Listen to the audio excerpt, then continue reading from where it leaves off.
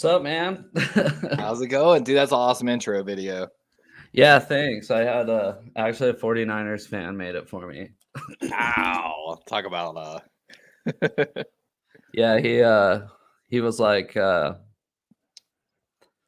follow this 49ers podcaster, and then he was like he's like, "Oh, just DM this guy," and I asked him if he could make an intro video for me, but I didn't tell him who it was for.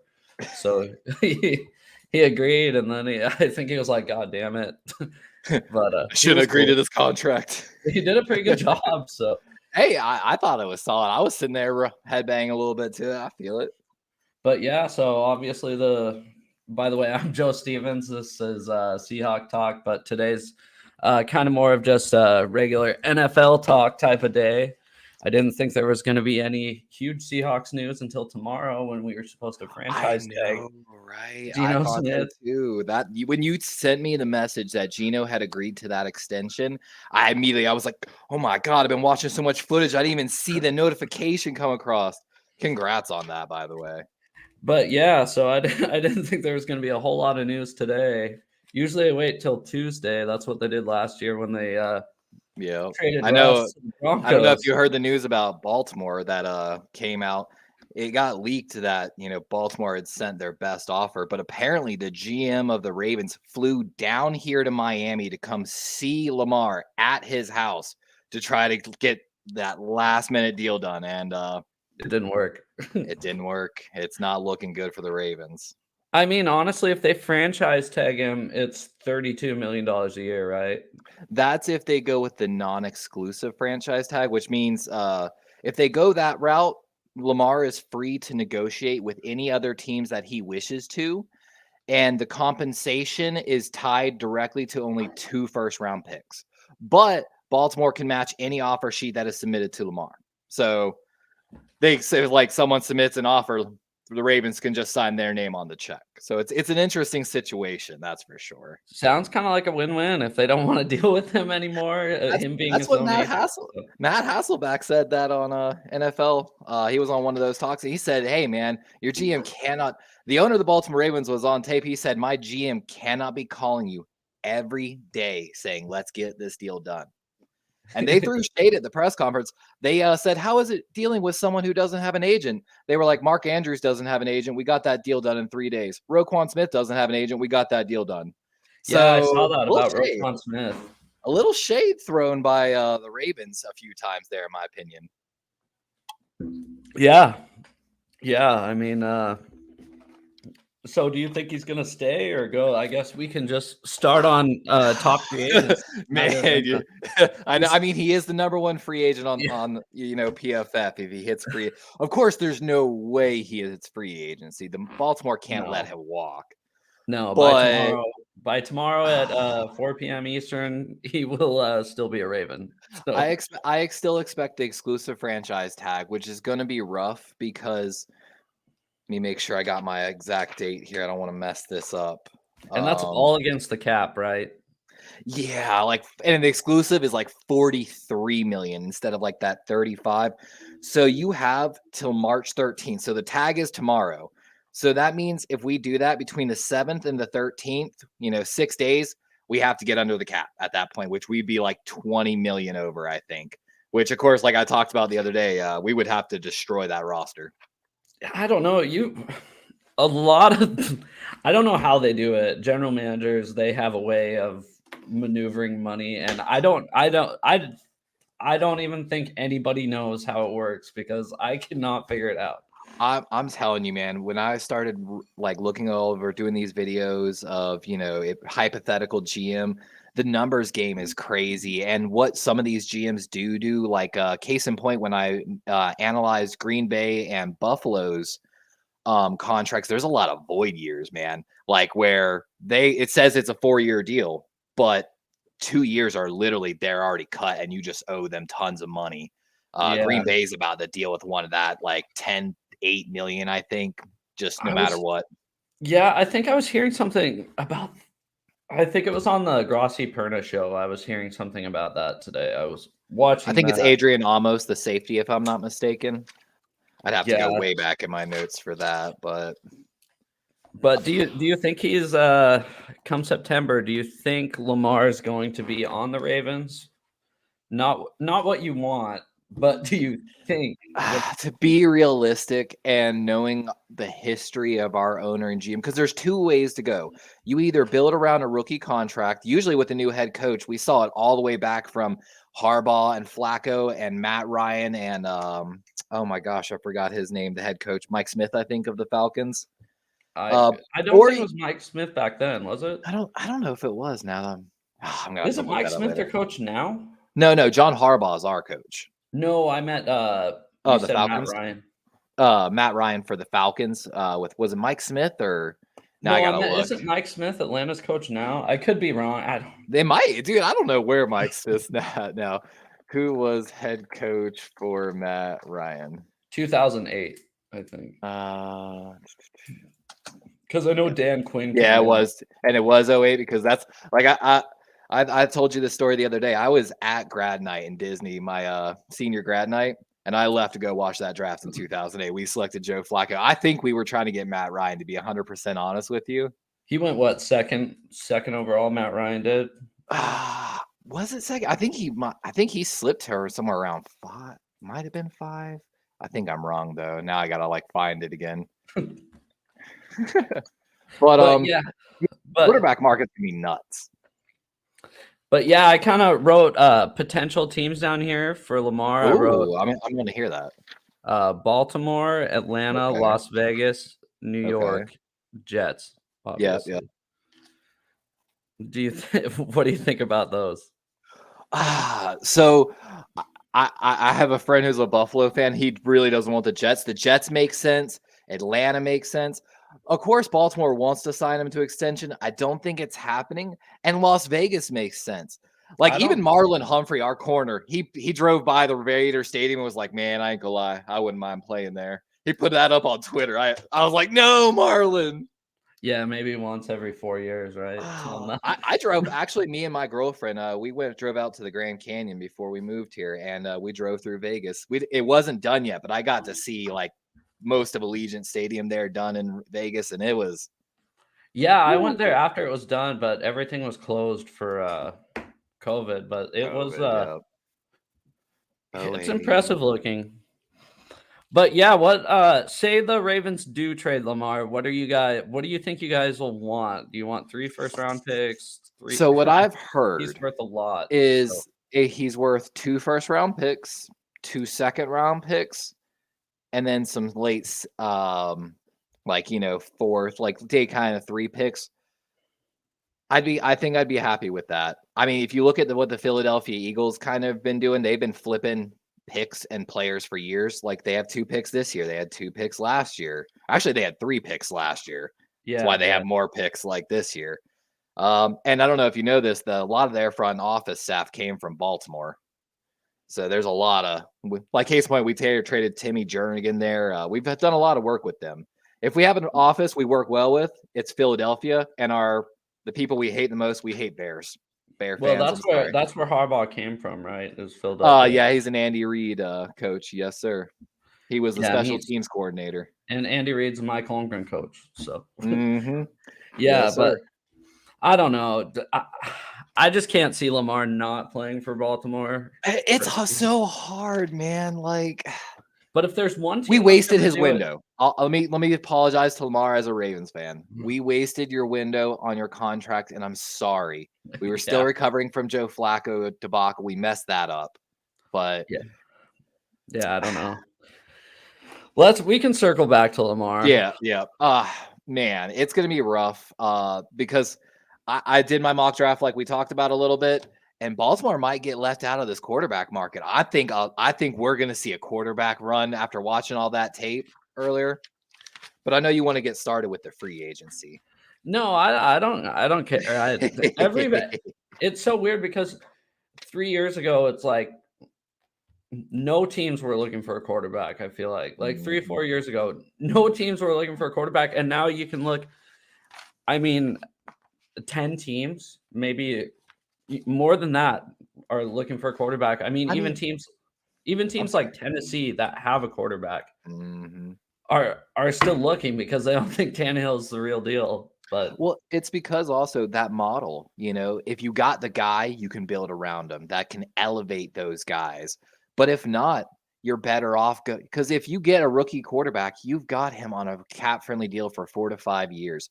At that point, and that's something I've talked about with Baltimore, would you rather have Lamar Jackson with potential number one quarterback? Because he has potential to be the number one, in my opinion, in the NFL. Did he play up to that? Absolutely not.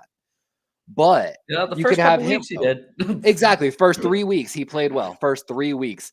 I got some, I've been trying to put some videos up. I got like some really good film breakdown that I did for 3 different games, but my computer's having some issues.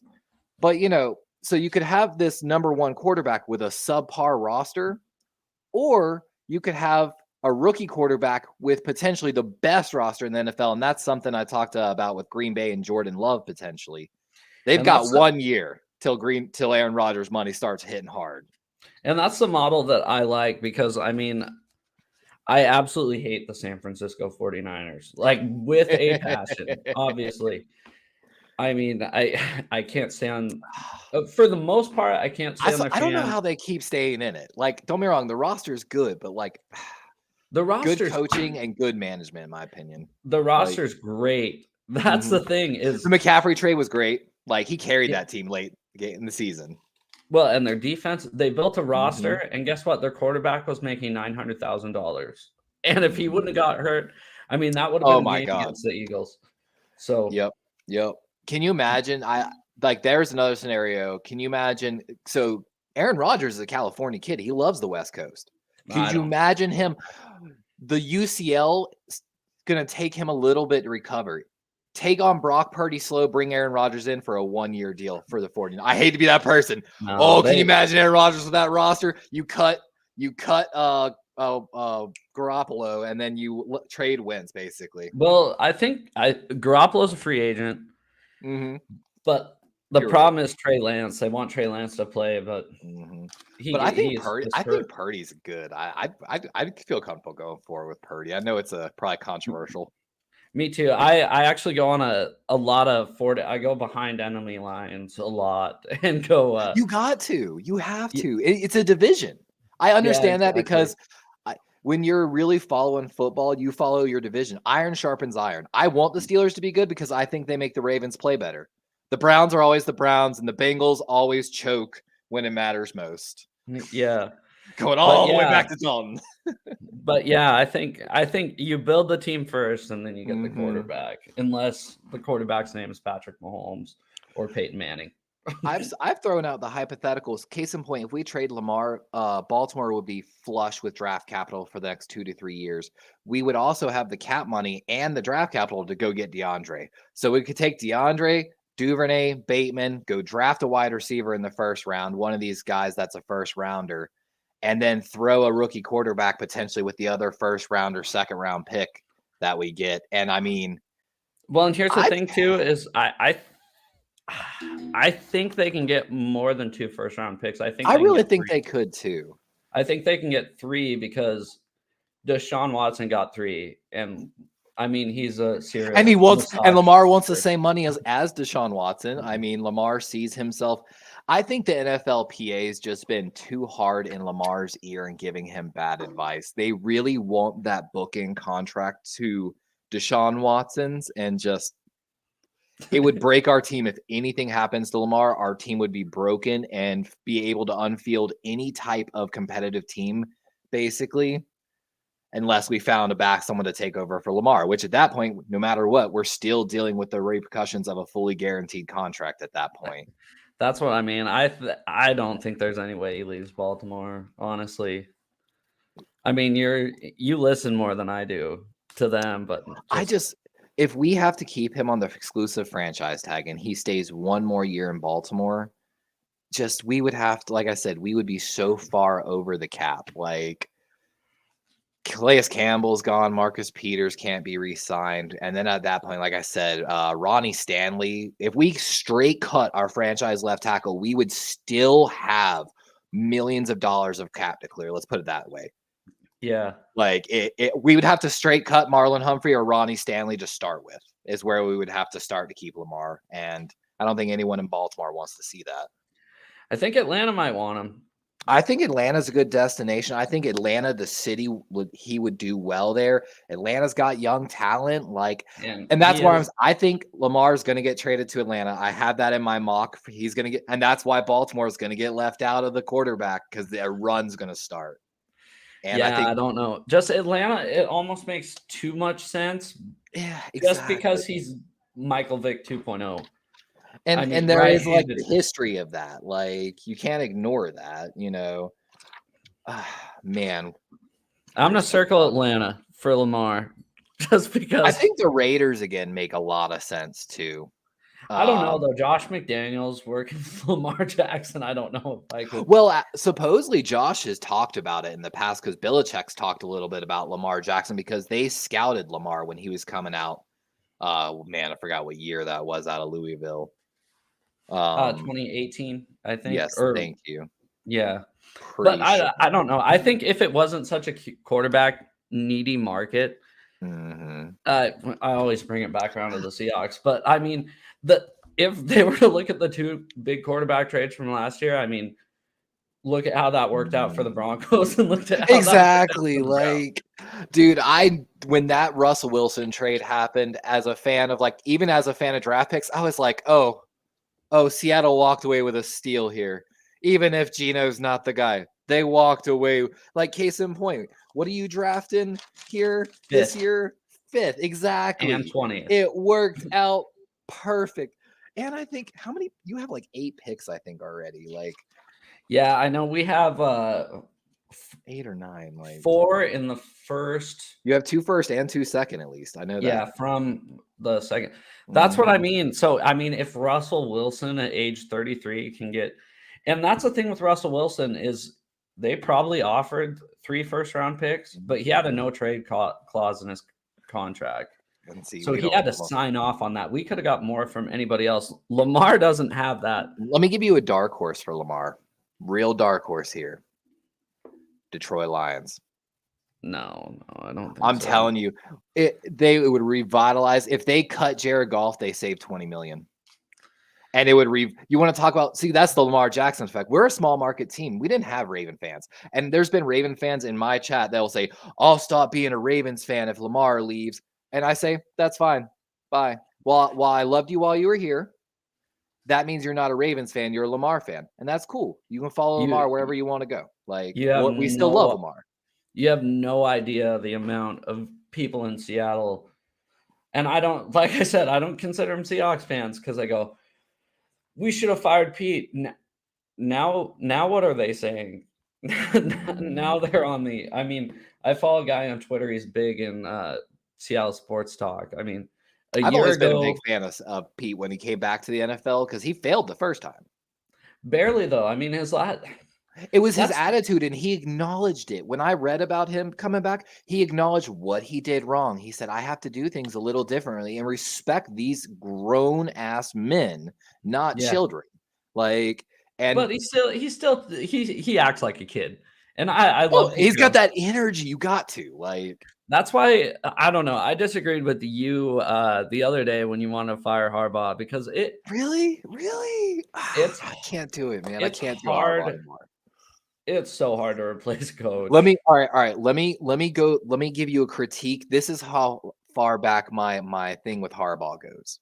And I'm talking this goes back to when we had Joe Flacco. I called not only his bad roster decisions, Darren Waller and some of our other halfback decisions. I don't know. Waller though. Waller had his issues. Waller had his issues. But the case in point, we're the ones that moved Waller from a wide receiver to a tight end. He was a wide receiver coming out. Yeah. I didn't know that. But so John Harbaugh, though, going into we had for the first time in history, we had to open away after winning the Super Bowl, and we had to face Peyton Manning and the Denver Broncos in Mile High Stadium. Cool. I remember Harbaugh stressed. He said, we're opening up at away. This is going to be rough, but we're going to, we're game planning. We're game planning. We are going to make sure we come out the gates strong. We got spanked. 7 touchdowns Peyton Manning had, I think. So you want to know why? Do you want to know why? the DL, what actually happened. Harbaugh took only 5 or 6 DBs total into that game on active roster. He loaded up a bunch of 300-pound linemen against the air. So we had one injury. After halftime, we had no subs for DBs. We were having to play extra linebackers in zone. And that's because Harbaugh made a bad roster decision going into an air raid offense against Peyton Manning. Yeah. And that was, I was like, guys, I'm telling you. Yes, he had the good safety call. He's a great leader of men, but he's a subpar football coach. He puts players in what's called the doghouse all the time, and he just gives them no time to like play, practice. And I'm all for bringing in veteran presidents, but when you inhibit the ability of your younger players to grow, now I have a problem with you. And that's my problem with him. He has like this blind allegiance to some veterans. And that's the exact opposite of our head coach. Exactly.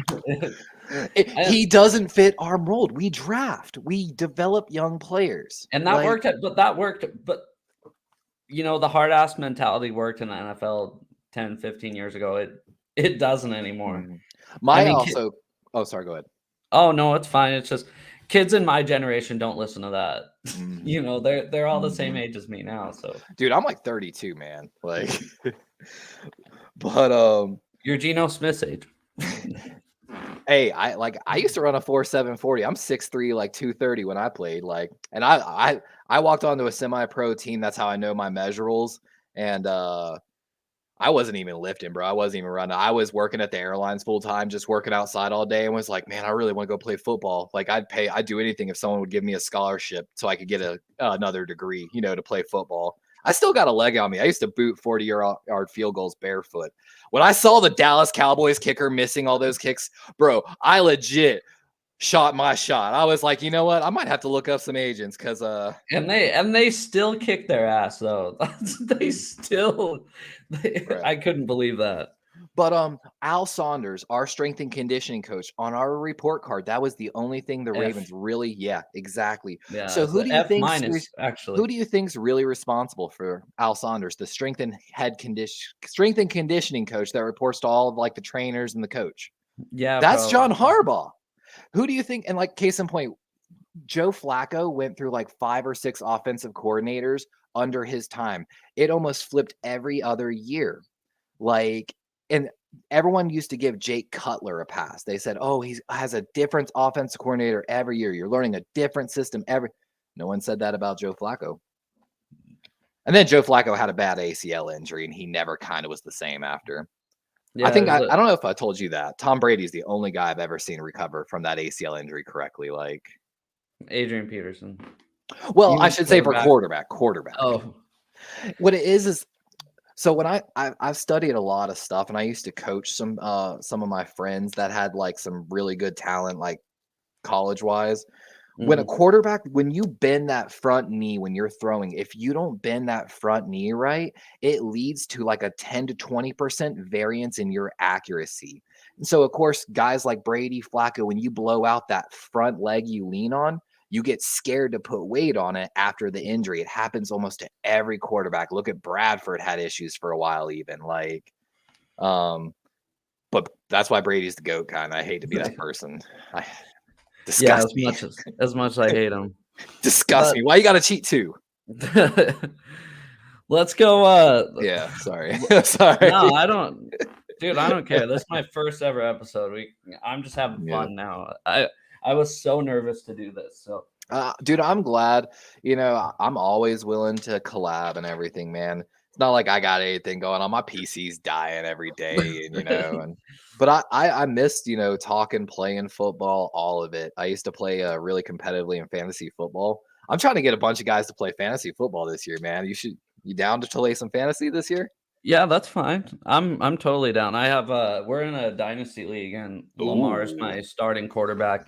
Ooh. And that's how I knew he was great for the first 3 weeks of the season. Yep. But he really was. Every game of that was kind of downhill. Like, it was hard to watch. I was like, oh man, he's gonna come back soon. Oh man, part of it was the Bateman injury, though. He really missed Bateman. Oh my God. Rashad Bateman. I have to give you this story. So there was a guy here. This is a Pittsburgh fan story. Really, I'm going to use this word, ignorant Pittsburgh fan. He was kind of a little drunk. We were out there barbecuing, and I was talking about Rashad Bateman. He's like, oh, he's not even on the Ravens anymore. I'm like, Rashad Bateman, the first round pick from the University of Minnesota. No, I'm pretty sure he's playing for the Buccaneers. I'm like, you're thinking of Brashad Perriman, University of Central Florida, former first round pick. They're actually about almost the same exact size and weight and ran pretty close 40s, but you're mistaken. He's like, I'll put 1,000 on it. I'm like, I can't steal money from this man. I made a bet for $50 one time that the Seahawks wouldn't lose next weekend, and they were on a bye week, so that was some pretty easy money. But, steal it right there, my guy. I love it. Yeah, let's go to top free agent number 2, Geno Smith. Ooh, who, of course, is not on the market anymore. Yeah, I think I had the Seahawks, the Jets, and the Raiders, so I think that one's pretty easy to skip over. But you know what? Whenever I was, doing all my reading prior, everything I read said he was not leaving. Like, he was happy being there. He was happy they gave him the reins, and they were going to get a deal done. The thing is, he could have got more money going somewhere else. And honestly, what did he sign? 3-year, 109? 105. 105. So it ended up being $37 million a year. Mm-hmm. And which I literally showed you that screenshot earlier on my notes. The OTC eval, 35.91. That's right on the money for how he played last year. So what did Carr get? He's getting closer to 4 year. He got 4-year, what is it? 150. 150. Yeah, he's getting good. It's $40 million a year. So Jared Goff is making $33 million a year. Matt Ryan got 30 with the Colts this past season, which was an overpay. Yeah. And yeah, obviously. Yeah. So yeah, Kyle's right. It's 35 million, and Carr got 37.5. But which the new market's going to supposedly be set for 46. To circle back to the go ahead. Oh, my buddy Kyle's in here. He's actually like the fantasy god. Is it? Yeah, he's like comments? Oh, there we go. Yep, I see it now. Yeah, what's up, he's Kyle? He's like the fantasy football expert. He wins like every league that we're in. See, I always made my money through the draft, because you can already tell how much I love the draft. I always make my money finding sleepers in the draft. I won my mom so much money not too long ago when no one knew about Darren Waller when he first went to the Raiders. She was like, he didn't get picked up. I was like, yeah, grab him immediately. And of course, she won. That Darren Waller won her league that year. And I was like, yeah, I can't believe he got through your league. Can I get the invite to your league? This is because it was a money league too. I'm like, how did Darren Waller it was his first year, but all the hype, everyone, all the camp. If you'd watched any training camp, yeah, my buddy Kyle I made it to the semifinals. And then Kyle kicked the shit out of me. I love your hat, by the way. I forgot to mention that earliar. I love your hat. Oh, thanks. Yeah, I wear it to every Seahawks game, and people always high five me for it. So, but anyways, yeah, Geno Smith. He's making between the money of Jared Goff and between the money of Derek Carr, and I think he's better than Derek Carr. Exactly. I honestly. The thing is, too, he played at that $35 million OTC valuation, meaning as long as he plays at least as well as he played this year, which there's no reason to believe he did, I honestly think he will play better because it's another. He's 32, but he's a young 32 because he wasn't a full-time starter. He doesn't have any wear on his body from the ages of 28 to 31. Exactly. So we're seeing a lot of these guys resurge. Jared Goff had a good year. Geno Smith just had a good year. Yeah, when they're put in the right situation and the right system, and that's my issue with Harbaugh. Harbaugh is a special team coach. No matter how great of a case in point, you don't think if Todd Monken runs it all the way to the Super Bowl with whoever he has this year, he's not going to get a head coaching job? Same thing if Eric Bieniemy had came to Baltimore instead of Washington. You don't think if Eric Bieniemy took Baltimore to Super Bowl? And then again, Baltimore is in the same position, always looking for an offensive coordinator that's going to change the system. And I want stability there. I have more faith in finding D coordinators than O coordinators. That's the thing, though. In Seattle, we always thought that was the problem. we always thought, oh, Pete's going through offensive coordinators, Pete's going through defensive coordinators. And then number 3 leaves, and it's like everybody's happy. Y'all brought in a bunch of Sean McVay's guys, didn't y'all?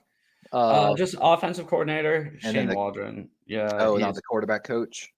No, he was actually with us for a long time. He was the receivers coach for a long time. I saw he's moved around a lot. He's got good experience, your quarterback coach. Like I think if I'm not mistaken, he started like actually lower than a wide receiver coach. I'm not sure. Yeah, he actually started with Pete at USC as a graduate assistant. So yeah, that's what I'm saying. He's smart. He's a smart guy. Yeah, he's been with Pete for a really long time. Mm-hmm. So it's awesome to see him finally get an opportunity. So he is a wide receivers coach, I think, from like 2011 to 2017. And then 18, he was a quarterbacks coach.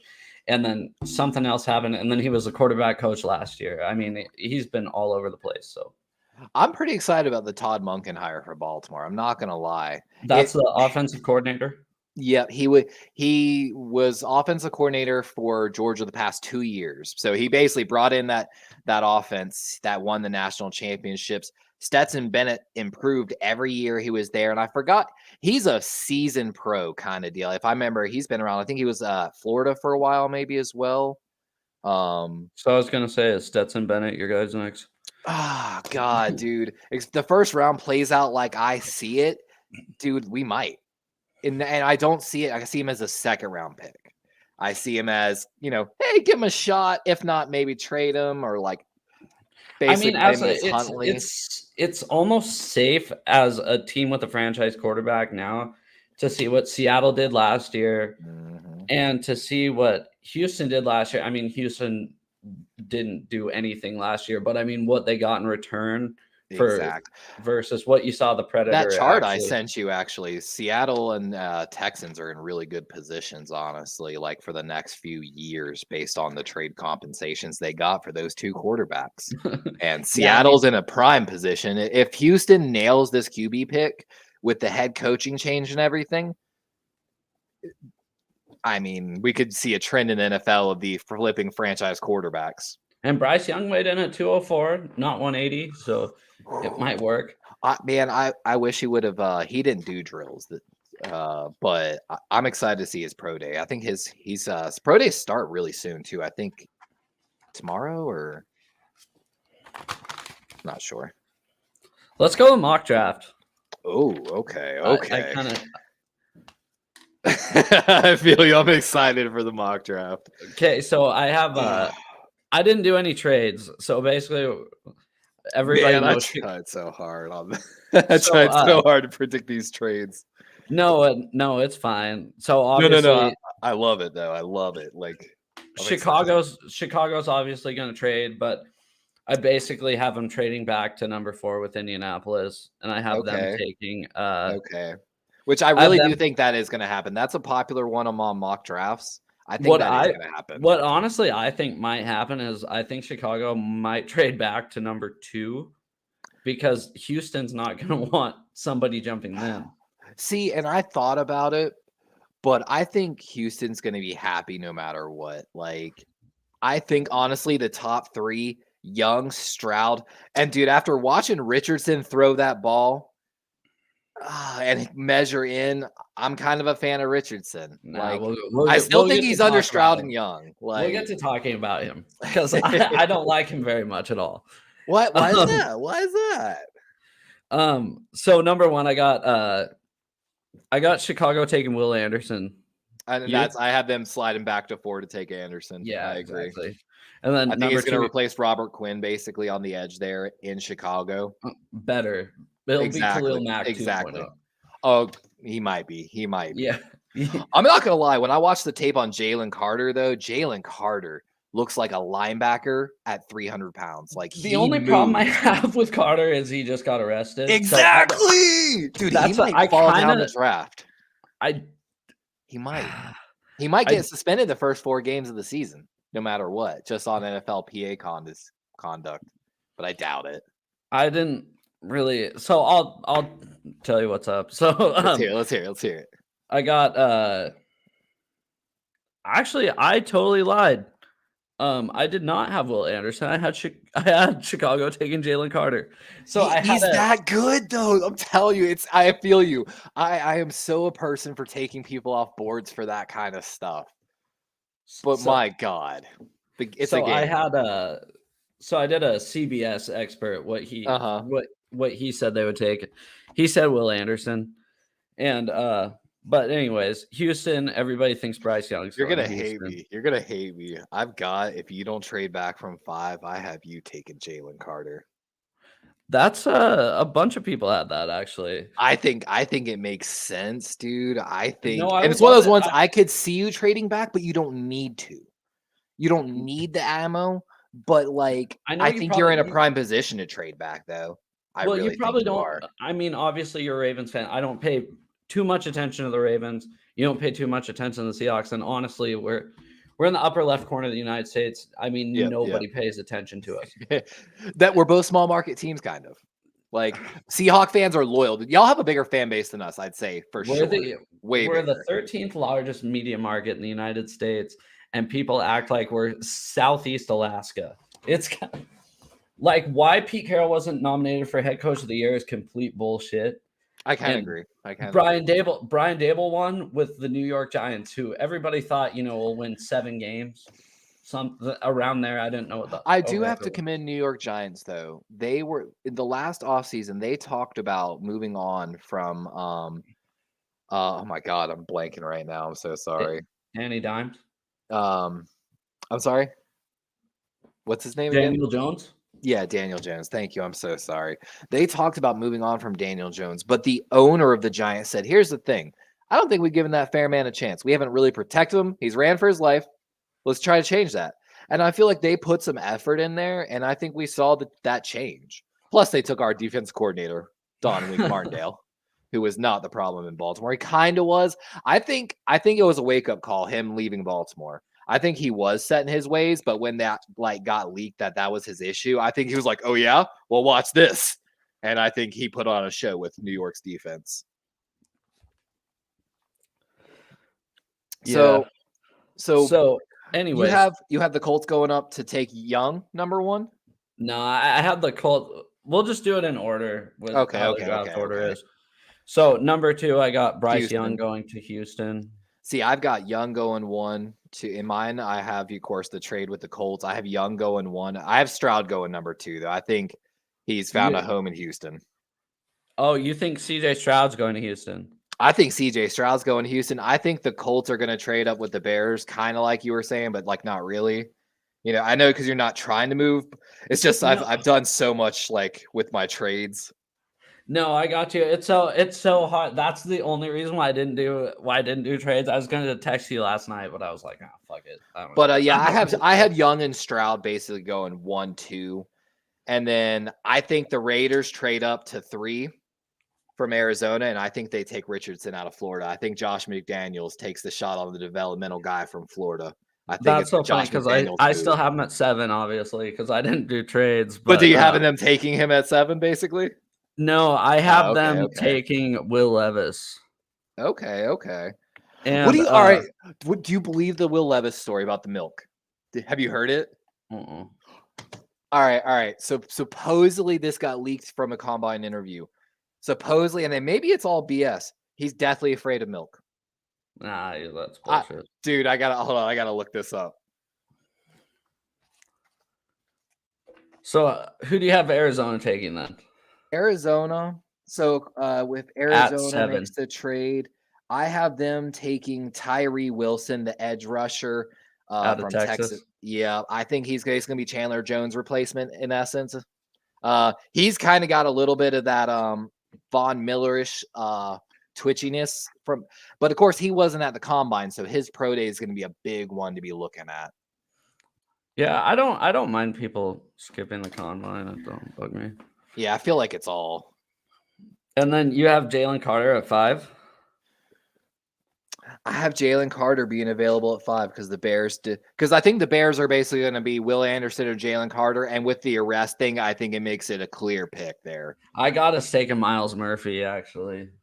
Miles Murphy, I've got him coming pretty soon. I've got basically Miles Murphy. I've got Detroit staying at 6, and I've got them taking Miles Murphy.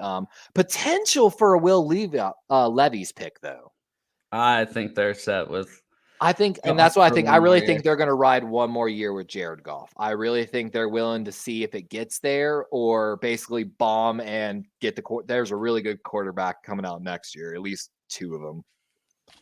Yeah, and then let's see. I could see y'all trading from 5 though. Just to be realistic though, it's like, again, y'all don't need the ammo, but I feel like there's going to be still like some really good, because I think there's going to be a run on quarterbacks early. I think Richardson's going to get pushed early.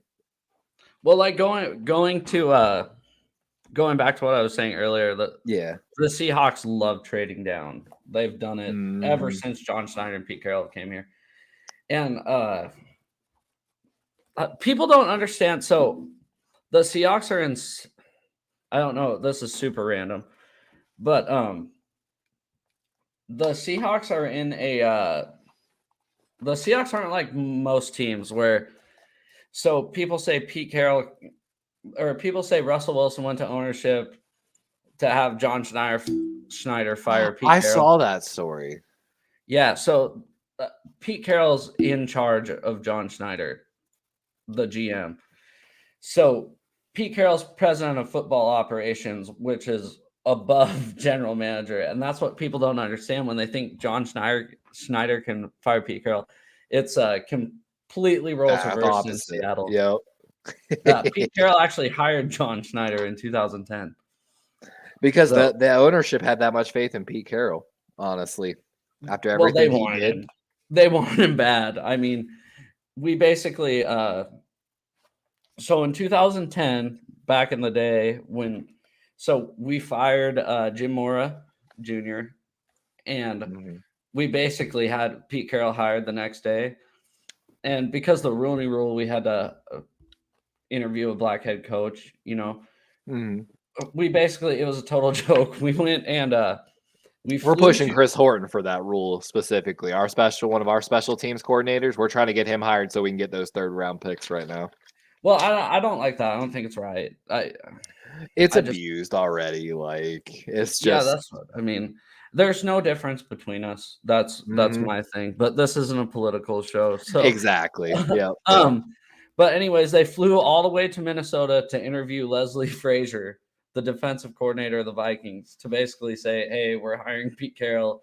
We need to do this interview so we can hire Pete Carroll and don't get basically in trouble. But yeah, that's how it's one of those ones when you got your guy, like case in point, Sean Payton. Like, they knew who they were getting. Denver knew who they were getting all along. Like, and can you really argue against like a Hall of Fame coach versus maybe a new guy or like? I think Harbaugh would have been the right pick. Because Harbaugh, I don't know. Is Carter or Anderson available at 5? That's the only reason to make that pick. And yeah, I agree with Kyle on that one. That's the only reason to make that. If one of those 2 guys is still there at 5, you make the pick at 5. If not, I absolutely see y'all trading down. I'd like to. Anyways. Sorry. What? Sorry. No, I'm sorry. Let's go to number 8. You still got Atlanta there? Oh, I got the Lamar trade, man. I think it happens. Oh, so I think they're going to do it? I think they're going to do it, and Baltimore's on the clock. For 3 first-round picks, right? I'm assuming. At minimum 2. Minimum 2 in 2 seconds. Minimum. Like, maybe player-friendly contracts, like kind of we saw with the Russell Wilson trade. We saw, what was it, Noah Fant and some other players get moved in that trade, I think. Yeah, but like I said earlier, the Russell Wilson trade, Russell had a no-trade clause, so he had to sign off on it. They really had to go over the board for it. It's true. Yeah, but I don't know. I think you guys could honestly get 3 first-round picks, and that's not a stretch. I mean, and see, at that point, actually, I still have at that point Will Levy still on the board. I don't want, like, I like him, but I don't like. I would rather take Richardson over Levy's, to be honest with you. And after that, there's a clear drop off in the quarterback talent. It's the worst part. Like, I have I have Anthony Richardson going number 9 to Carolina. And see, I could see Carolina making the trade up from 9. I have them as a possible trade candidate for y'all at 5 for the Levy's trade, basically, or even potentially 6 with Detroit. Oh, trying to trade up for Will Levis. I don't trust Anthony Richardson at all. He's like the one thing he's got to show. I haven't watched the tape yet, but watching his throws at the combine, of course, he's got some mechanical issues. Like he floated some balls badly because what we talked about earlier, not bending that front knee, and kind of what Lamar does. They don't bend the front knee and they go, I have an A+ level arm, and they rely on that arm, and it leads to inconsistent throws. And that's what bothers me slightly. Okay, I'll do a little trivia with you. Let's see. All right. I'm just doing this to be a jackass. Oh, you're fine. Who else had insane measurables but bad throw mechanics? I mean, the list can go on and on for days. Starting way back to Jamarcus Russell. I mean, you want to go, dude. The list goes back and back. And that's always an issue. 2010 NFL draft, couldn't throw it all. Florida Gators. Hey, I mean, I never believed in Tim Tebow. I wanted Tim Tebow, but like watching that throwing motion, it was so bad. I mean, I'm not saying he's as mechanically bad as Tim Tebow, but I don't trust it. And that's why. So he came out. That's today. why I say I see McDaniels taking him with the Raiders. I think the Raiders trade up. I think the owner pushes for it, and I think McDaniels thinks he can fix it. And that's another thing why I have the Raiders possibly Anthony Richardson is because the owner's last name is Davis, and you look at what they've done in the draft, and it's only been. I mean, they drafted a kicker in the first round. Oh, talk about franchise tags in the Raiders. Are we going to see a franchise tag tomorrow on Josh Jacobs? I don't think he's probably yet. They said they're not letting him go. My freaking list that we transferred from. Man. God, he's such a monster. Like, okay, who you got going to Carolina? All right, so Carolina, of course, I kind of see them trading up for Levy's, but if they don't, all right. So hold on. First of all, at 8, I have Baltimore there. If Baltimore doesn't trade back, I think they're going Will Levis, right? I don't think they're sold on Levis either. I really don't think. Who do you have Baltimore going? I think, of course, if Jalen Carter's there, let me tell you, they're taking Jalen Carter. Absolutely. Oh, he won't be there. If Miles Murphy is there, which I don't have him being there, again, Miles Murphy comes off the board if he's there, which my board neither are there. With that, I think the first corner comes off the board with Gonzalez. I have Witherspoon going ahead of Gonzalez. I have Witherspoon going as my next corner on the board, not too much longer. I have a run starting on corners. I have Gonzalez starting the run, followed by Branch going to Carolina, and then Witherspoon going to Philadelphia at 10. Okay. You got Branch going to Carolina. But Branch and Witherspoon, I could 100% see those two interchangeable between Carolina and Philly. I think I have Branch following. I'll tell you in a bit. Okay. So, anyways. Who do you have for 9 at Carolina? I had Anthony Richardson. Philadelphia, I have Quentin Johnston. Okay. You got Philly taking the stud wide receiver. Yeah. God. And who do you got going to Philly again? Sorry. I've got Devin Witherspoon, the cornerback. They're going to lose Chauncey Gardner-Smith or whatever his name is. Chauncey Gardner. CJ Johnson or Sauce Gardner, whatever his God, he's like not Sauce Gardner. Yeah, not Sauce Gardner. Sauce Gardner's a monster there. Can we talk about him? We'll talk about him in a bit. I can't stand him. But so who do you got going Tennessee? Tennessee, dude, it's a very popular pick, but I just don't see it changing. Paris Johnson, the offensive tackle, Ohio State. They lost. It just makes too much sense. Yeah, because they lost Taylor Lewan, and he's been hurt the last couple of years. And everything starts with a left tackle. I'm a big fan of don't pay the halfback, pay the people that block for the halfback. Well, yeah, we Take had care a of your we the Seahawks, we had a MVP 2005 season, and as soon as we lost our left guard, Steve Hutchison, he was done. We still had a Hall of Fame left tackle. He allowed 3 sacks his entire career. You He tell me, was man. We're missing Marshall Yanda, our right guard. yeah, Like so that. he was the Zyler filled pretty well though. Like so basically I always talk about there's East Coast bias, right? He was the West Coast version of Jonathan Ogden. The same exact thing. Ogden was God, again, another monster. Like you have to appreciate how well Baltimore drafted early on. And it's because Baltimore early on invested way more in their scouting department than most teams did. Which of course now it's kind of universal across the board, I feel like. Who you got going? Actually, Houston. I almost said Cleveland. But So I traded. think I'm predicting a trade here. Okay, actually. go ahead. I think that with this run on corners, Mm-hmm. Pittsburgh wants a corner and they want a corner Joey that's historic. Yes, sir. Yeah, I think they're gonna jump ahead of Washington and some of these other teams and go get Joey Porter. So you have Houston going to 17 then? Yeah, it's gonna be a pretty big trade, but I think fuck. All right. Yeah. Sorry. I think it works though for that because I But think they're yeah, gonna take a tackle. I so think they're actually- gonna find a good tackle later. I had Pittsburgh going Joey Porter Jr. at 17. That's hilarious. And see, I saw it, but I was like sitting there and I'm like, I could see some of these teams jumping for Joey Porter right now.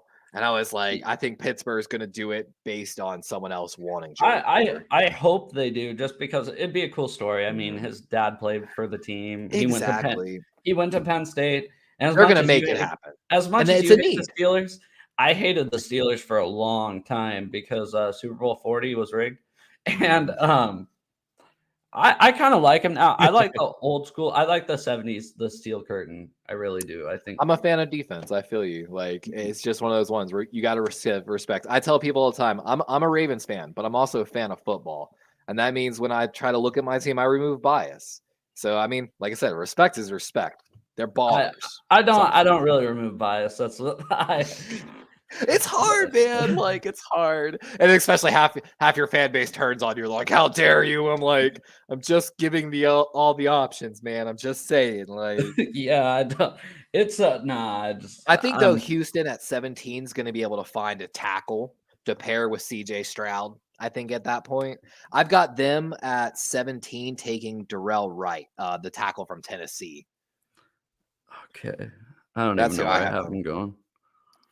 Yeah, he's probably somewhere like that mid 15 to 27 range, more than likely. But well, who do you have for 13? The Jets. I have another tackle, Peter Skoronski. Same, Northwestern. I got to watch some tape on him earlier. The only ones I really didn't get to watch any tape on today were the corners and DBs. I got to watch a little when I ran out of time, but he looked impressive. It was kind of cool. They were like, man, I'm telling you, the best tackle to watch in some of these drills. And we're talking about Laramie Tunsil. So I pulled up Laramie Tunsil's old combine footage and went through it and watched it. And I was like, my God, he really is moving pretty good. That's why he's not really a franchise tackle, but, pretty dang good.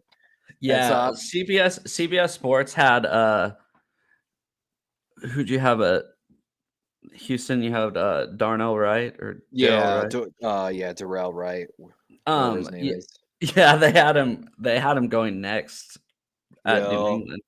So, and I think New England's going to take Broderick Jones, the offensive tackle out of Georgia. I think they're going to and we're going to see a run kind of right here on tackles. I feel like as soon as Koronski or Paris Johnson, I guess you could say, but Koronski and Johnson, as soon as they come off the board, we're going to see a run on these offensive linemen. I feel like I had him taking Jordan Addison out of SC.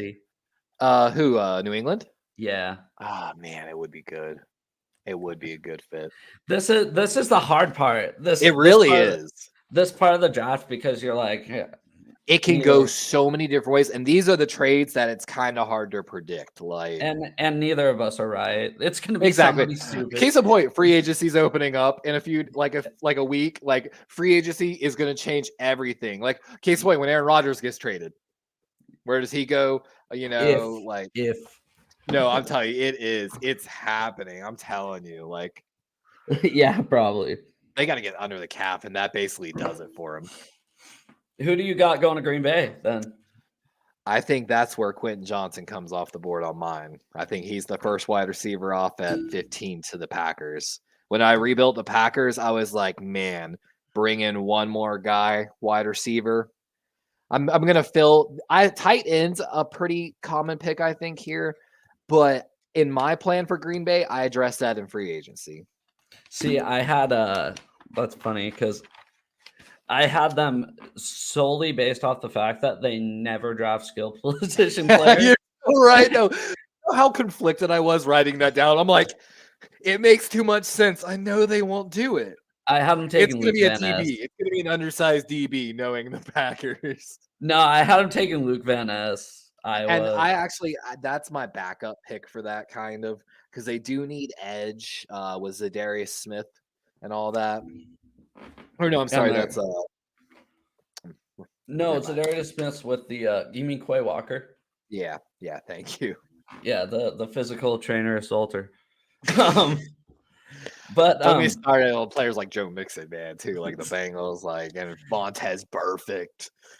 So Pac-Man Jones. 16 anyway. is Ray Rice. Ray Rice. Yeah, exactly. Oh my god. I bought a girl, she was like, I want a football jersey because she was working at a sports bar. I bought her a Ray Rice jersey, like literally 2 weeks later. Literally 2 weeks later, it happened, bro. I called her. I was like, do not wear that jersey. Do not wear it to work. Like, I'd wear it. I'm just kidding. But anyways, 16 we got the Washington Commanders. Commanders. Yeah. Who you got Who you got them going for? Broderick Jones. Broderick Jones. Yep. And see, I think Jones will already be off the board on mine. Yeah, exactly. I had them going with Ringo, the cornerback. Oh, Keeley or Keeley Ringo. Was it LSU guy or no? I'm sorry, I forgot to write down the college here. Me too. I have him somewhere. Got you. Ringo. Got you. Georgia guy. Yeah, it seems like half the players are from Georgia anyway. So, dude, I can't lie. That team was stacked. I actually, like I said, I was working on getting my license here in Florida to be a NIL agent for all these local colleges here. I'm like, man, there's so much money, and Texas A&M's got the best recruiting class coming in this next year because of all that NIL money. So, yeah, 18. Yes, sir. No, you're good. Detroit, correct? Yeah, Detroit. I go ahead with yours I'll go with mine. So I have Brian Branch, the safety out of Bama, but you had him going way earlier. I think this is where oh my god, Kalijah Cansey, the defensive tackle from Pittsburgh who blew up the combine with the Aaron Donald comparisons. I see him going to Detroit. Paired with Hutchinson. Didn't Aaron Donald's a pick guy too, right? So he is. That's the same. Their measurables were almost identical from the same college. Like, so this one's hometown Tampa Bay. I have Cyrus Torrance, guard, Florida. Okay. You probably have him going to Seattle. I actually have him going to Jacksonville because I think who you got going to Tampa. I've got Tampa taking Trenton Simpson, the linebacker from Clemson, because they're going to have to let probably Levante David go to get under the cap. So I see Trenton Simpson as the future linebacker for the Tampa Bay Buccaneers. That makes sense. Yeah, he's on the free agents list. They're like 50, 60 million over the cap, dude. I'm telling you, they're going to be cutting everybody on that team. It's so crazy. Like I said, it's so crazy how they rework stuff. It's like I don't. It's insane. I mean, and some GMs will do it. Other GMs, like for us, and for you in Baltimore, our GMs just don't buy into it. Man, we messed up with Joe Flacco, and it cost the Ravens basically Lamar Jackson's window. And they learned from it. The GM talked about it. So with that being said, then we have Seattle at 20. Your Seattle Seahawks, yeah. I have y'all at 20, staying put this time. And taking Zay Flowers, the wide receiver from Boston College. I don't see it. I think he's your future Tyler Lockett. Yeah, He's I got a don't know. lot of love, but I'm not a huge fan of Zay Flowers after watching the combine.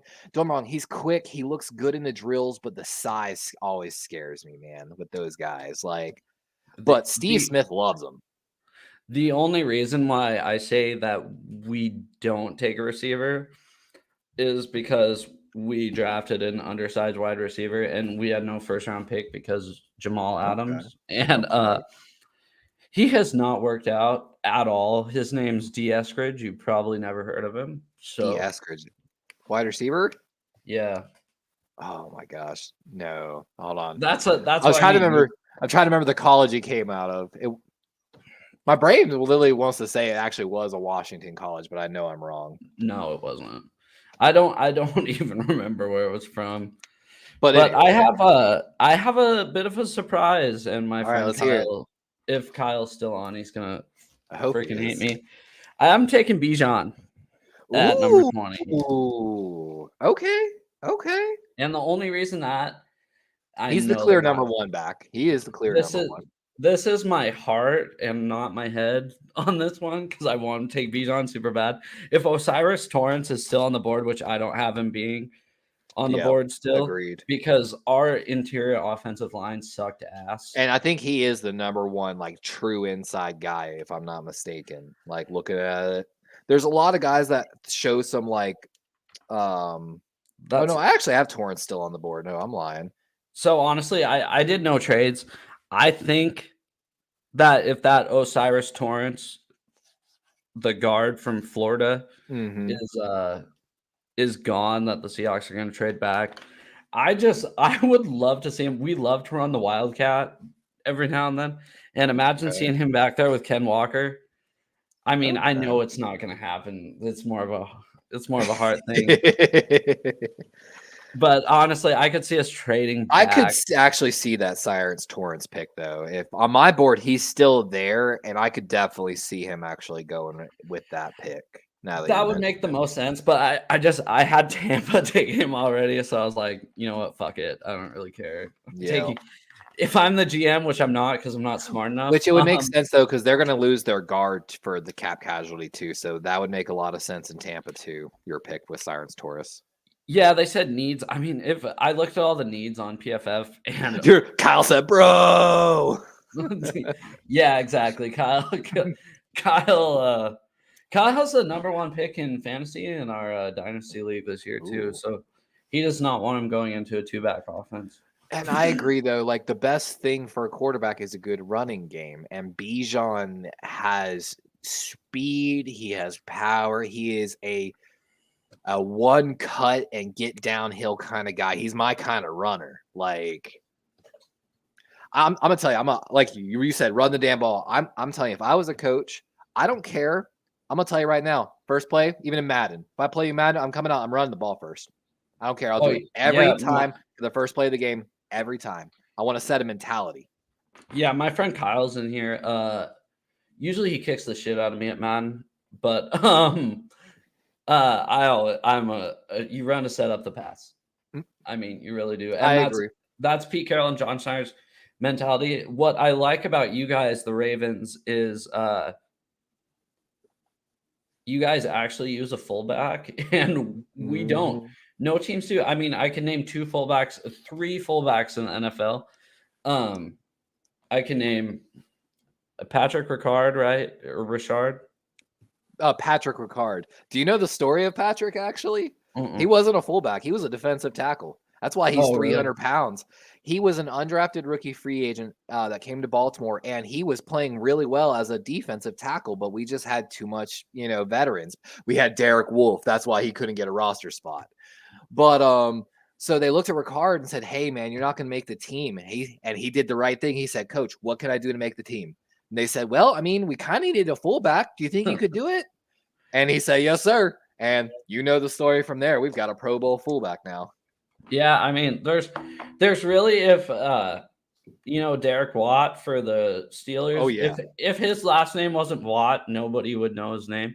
I agree. And then obviously Kyle Juszczyk for our former fullback, basically. Yeah. So I was watching Not to get Fourth off round pick. topic. Well, I've been off topic all night. I don't really give a shit. We're bouncing topic. It's the talk, man. Yeah. So I was watching a replay of I watch that NFL Plus all the time, Mm-hmm. and I was watching a replay of the Seahawks Ravens in 2015 when you guys broke Thomas Rawls' leg because what's his name? Isaac Sapoga. Was that your guys? Haloti Nada.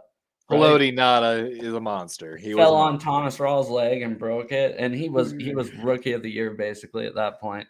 Dude, Haloti Nada crushed RG3's knee in one of the games against, and it wasn't a dirty hit, dude. It was just Haloti Nada is a former rugby player. He was very athletic. They dropped Haloti Nada in coverage, you know. Yeah, and he still played though. He still played. But that's completely 100% the formerly known Redskins' fault. That they continue. They played him against us. They messed that up. They played us against us in the playoffs. That was RG3's basically last game that he was RG3. One thing that killed me about RG3 when he won Offensive Rookie of the Year over, I think it was Andrew Luck. I'm pretty sure he won Offensive Rookie of the Year. RG3 did. People didn't look like, dude, I'm talking like 40% of his passes were at or behind the line of scrimmage. Kyle Shanahan and him ran one of the most heaviest screen games in the entire NFL. Now, don't get me wrong, it's effective. As someone who played, let me tell you, when I'm on defense, I hate any team that runs an effective screen game that doesn't allow me to play off a little bit, playing that zone coverage. You have to always be there and on top of them. And they ran it well, but it just killed me because like they're like, he's such a good thrower. I'm like, well, check past the line of scrimmage is not so good. Like, you know, eventually people are going to figure it out and you've got to adapt. But honestly, that's what I thought Lamar was going to be. I thought Lamar was going to be RG3 2.0, and he was better. He's better. But I've got issues with Lamar's mechanics still. And I expect Lamar to fix it. And that's another thing. He's missed 13 games over the past 2 seasons, if I'm not mistaken. You know, and everyone's like, oh, he's an MVP quarterback. That was 2019. It's been several seasons. We've had 2020, 2021, and 2022 now. His numbers have regressed since the MVP season. While yes, and I have to address this as a Ravens fan, because of course Rashad Bateman tweeted out, calling out the GM and the head coach, whatever. A lot of people were like, well, Baltimore didn't address the wide receiver room last year. Well, here's the thing. Baltimore said, hey, we have faith in Bateman, Duvernay, Prochet, Wallace, and some of these other guys. Plus, of course, at that point, we had Sammy Watkins and some other veterans, Demarcus Robinson this year. And they said, hey, we're those dogs. All they did in the offseason was say, we're those dogs. We're going to show everyone this year. Now, of course, part of that is Greg Roman's fault. And that makes it a hard evaluation. But Baltimore, all those young wide receivers wanted to be the guy, and then they're mad when we say none of them, played up to that level, and they obviously didn't, no matter what. Like, well, I don't think Bateman's a step down from Hollywood Brown either. So I think Bateman's fantastic. I think it's a little unlucky the injuries that did happen. There was a very small concern about injuries when he came out of Minnesota, but it was like not really a concern. I thought he was not going to have injury problems. He's got good size. Like, I think it's just unfortunate. He's a route running technician. Bill Belichick dedicated the entire game plan to Bateman. They talked about that in the Patriots game with Baltimore this year. And then, of course, he went down with injury. Yeah, that's always sucks. But who you got the Chargers taking? So at 21, I have Brian Breesy, the other defensive lineman from Clemson, coming off the board to the LA Chargers. To the Chargers, sorry. I have Jackson Smith Njiba. Man. I'm so conflicted on him, man. Like, again, we talked about it. Like, the injury is one of my biggest concerns. Didn't he have like 3 catches for this season or something? He missed almost his entire season with hamstring injuries, which screams. And I hate soft tissue injuries. They're repeatable. It just shows. So let me tell you, someone will play it again. I find most of the time you get soft tissue injuries when you're not lifting correctly. You're used to playing at a certain level and your muscles aren't ready for that level. So you push like you're used to, but your muscles can't do it. At least in my injury history, I started school for nuclear medicine technology, or a technician. I moved to surgical technician. Most of my schooling was in the medical field, and that's my opinion. So I feel like guys like that, they're not doing something correctly half the time. And it scares me away. But man, dude, he didn't run the 40, but he did like the 3-cone and shuttle. And he's clearly the quickest and twitchiest guy out there by far. Like, he's got the number one talent in this wide receiver class, in my opinion, but I'm scared of the injuries. Yeah, it's injuries always scare me, because that's the thing with the 49ers is obviously being a Seahawks fan, I know what's up about the 49ers all the time, and they always go, oh man, if we weren't hurt.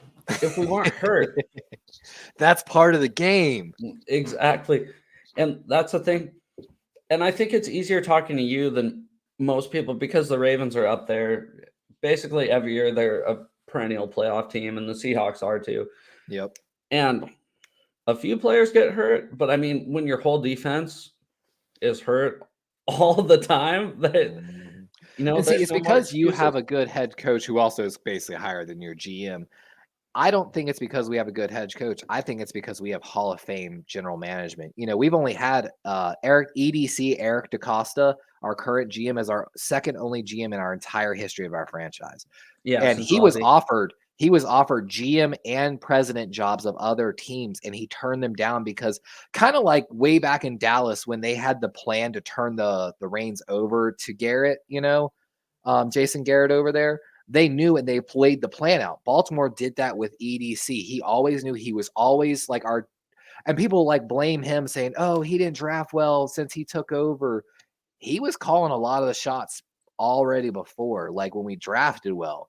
When we drafted Lamar, that was more like an EDC kind, even though it was technically Ozzy's last draft. Well, I'm sure he talks to Ozzy all the time. That's the thing. Yeah, Ozzy's still in the building. Ozzy moved up to like basically an assistant and mentor position within the Ravens. So he's there every day still, just about. Yeah, and the Broncos do the same thing with John Elway, but they're shitty at it. So that's my saying with Harbaugh. It's easy to look like a good head coach when you have Hall of Fame general managers behind you. But who was the head coach before Harbaugh? Was it Billick right before Harbaugh? It was Billick. You guys have been spoiled then. We had a good head coach that, again, and that's the whole story. We had a good head coach that got a little stale. What are we dealing with now? That was a good head coach that's kind of getting a little stale, and he's inhibiting younger players and our coaches. And I just think it's time to move on. Look at Andy Reid too. The Eagles wanted him gone so bad. So, I think Andy Reid. I think Andy Reid got a wake-up call, and then he got Patrick Mahomes, Patrick Mahomes is one of those quarterbacks that's just... Yeah, but even with Alex Smith, Andy Reid was good. He turned the Chiefs around, actually. So. He was. You're not wrong. Let's go to your guys here. So Baltimore sitting at 22. I could see Baltimore moving back, but I think the screams for wide receiver have gotten too loud. I think there's no really good quarterbacks on the board other than like Bennett and like some of those other mid-tier guys. I forgot about Hooker. Oh man. I could see Hooker being the pick now, slightly, especially if we make the trade for DeAndre. He's gonna slip till the third round. He might because of the injury.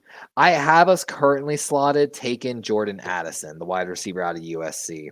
I have him sliding, and then I have Jackson Smith going next to Minnesota. I had him taking cornerback Cam Smith. And I could see that, especially if we don't take the corner early on. Basically, like I had us taking Gonzalez early. Mm-hmm. But exactly. That's where it's hard. It's so much harder with the trades because you're like, everything's gonna start moving. Like, yeah. Who do you got? Jacksonville taking? Jacksonville. That's where I have Cyrus Torrance coming off the board. I think they really need some guard help over there in Jacksonville. I think they make that move. But of course, like you said, I could see Seattle taking them. Now that when you said it earlier, I was like, actually. I mean, like I said, you don't watch the Seahawks like I do. I don't watch Ravens like you do. But if you saw the Seahawks interior offensive line, you'd be like, they'd be crazy not to take this guy, barring something catastrophic happening to him before the draft. So, Oh yeah, absolutely. So you had Zay Flowers going to the Seahawks earlier. Yep. Who you got going to the Giants? Because I have Zay Flowers dropping. I have them taking Jalen Hyatt. I think they want a big guy. Even though Hyatt, in my opinion, did not impress at the combine. He actually dropped one of the deep go routes I was watching earlier. But I agree with the wide receiver though. I don't put a lot of stock into the combine, honestly. I do, but I don't. Don't exactly. You do and you don't. It can help you kind of find some guys maybe you haven't heard of. Most of these guys are just. DK Metcalf was a combine guy, but then his tape was also. Yeah, and the thing with DK, the reason he slipped so hard is because he had a neck injury, and some people weren't sure if he was ever going to play ball again. So it's like, just don't get him hit. Yeah, he gets hit. I mean, he lays the wood. If he wasn't a wide receiver, he'd be a strong safety and he'd be the next Cam Chancellor. So I talked about it analyzing some of Lamar's throws. I said, I was like, I played tight end, semi-pro and all that. I was like, some of these throws, I'd be having a war with my quarterback about getting me hit and to put me in some of these because it's not like I talk about, like, I'm like, the ball should be here, like ball placement, and the placement's so bad on some of the throws. And that's what kills me. They're like, oh, the completion percentage good. I'm like, if those 5 throws right there should not really be completion percentages and they didn't get the yards they should have. Like the play design got the guy white. Like, dude, there was one throw. The guy had literally 15 yards before any other defender, only like 15 to 20 yards from the line of scrimmage. Not a super deep throw. And Lamar throws such a bad throw from a clean pocket that he had to stop, turn around, and like crouch to make the catch. And then, of course, by then everyone swarmed him and just nailed him. And I'm like, unexcusable. Not an MVP throw. Not an MVP throw. That's not number one quarterback pay. Sorry. Yeah, we all have those concerns. We all have those complaints. Trust me, I watched Russell Wilson for 10 years. So because sorry. Oh no, go ahead. I just think I'm biased. When I grew up playing, I played with this guy. His name was Matt. And Matt couldn't really play college or anything or go pro because one, he had a pretty bad criminal record at some point, but also he broke his collarbone and didn't have the money. So like he's got a giant metal thing sticking out of his collarbone. But I am not lying. I swear to God, I'll find some of my friends to come on this podcast. Matt could sit on his knees. We used to go play out on Doug Shaw Stadium. It's where the Myrtle Beach Sea Dogs used to play, a former MLS team. And he would sit on the 50-yard line and launch bombs from his knees into the end zone right on the money while smoking a cigarette, mind you. And that's what got Jamarcus Russell drafted #1 overall. He just not only did he have an arm, because he wasn't like a big, huge guy. He was like maybe 6'2", like 200 pounds. But he also just had a feel for playing the game, kind of like when I watch Patrick Mahomes, I see my buddy Matt playing. Just the way he plays the game so naturally, it feels like. And so, like, I'm a little biased when I watch quarterbacks sometimes, and I think of how my friend used to throw passes to me. And I've played with some college quarterbacks. Like, I know what it feels like to take a dart. My first college quarterback pass, I didn't catch it correctly. I took it to the chest, and it knocked the wind out of me, bro. That quarterback hit me so hard. That's the difference, guys. Let me tell you right now, between playing with your buddies and playing with real actual quarterbacks. Let me tell you, do you remember Tyler Thigpen? Played for KC for a while. Came out of Coastal Carolina University. He was a quarterback. He used to play in my flag football league. He couldn't play quarterback because no one could catch the balls he threw because he threw them so hard. Fucking hard. Yep. That's the kind of quarterback he was. Like, Kyle wants to know about Deuce Vaughn. I don't know who the fuck that is. Deuce Vaughn. I feel embarrassed. I don't have it either. And now I have to look it up. I don't have him on my... Oh, the running back. Okay. Kyle, is that who you want the Seahawks to take or what? The Kansas City guy. Hold on, let me check something else real quick here. Where'd he go? K-State? Yeah, Kansas State.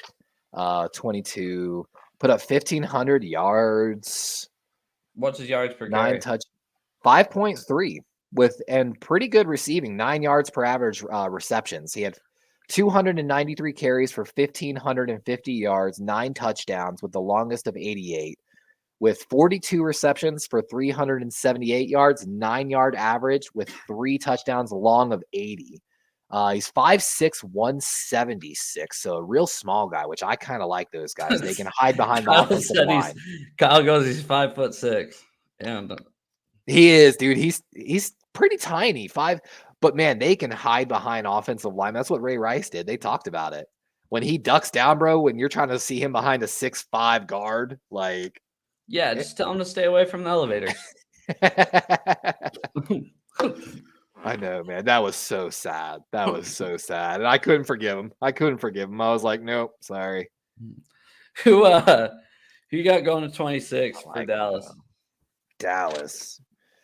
I've got them taking Cam Smith, the cornerback out of USC. I could see Dallas being aggressive and trading up for someone, though. That's also another reason why I have Joey Porter going earlier. I think Dallas would take a hard look at him too. I have Nolan Smith, Georgia. Did you take him earlier? That's a popular pick. No, he's on my next pick. I have him going to Buffalo to replace Tremaine Edmonds because Tremaine Edmonds is going to leave in free agency. Wait, so who do you have going to Dallas? Dallas, I have Cam Smith, the cornerback out of USC. And I had him going to Baltimore. And then you had who to Buffalo? Sorry. Nolan Smith, the Georgia linebacker. I don't buy he's an edge rusher. Too many Smiths going I know, right? I don't buy Nolan Smith is like he didn't have that production. He reminds me a lot of our guy Odafe Owe. Tested out the roof at the combine, played pretty well, but just and maybe it's because there were so many other stars on that team, and we've seen that in previous years with Georgia players. Kyle, though, I agree. That guy, numbers wise and looking at conference and everything, I think he'd be a really good pickup later in the draft. That's why I was talking to the combine guys, because you just said your Ravens guy, and what was his name?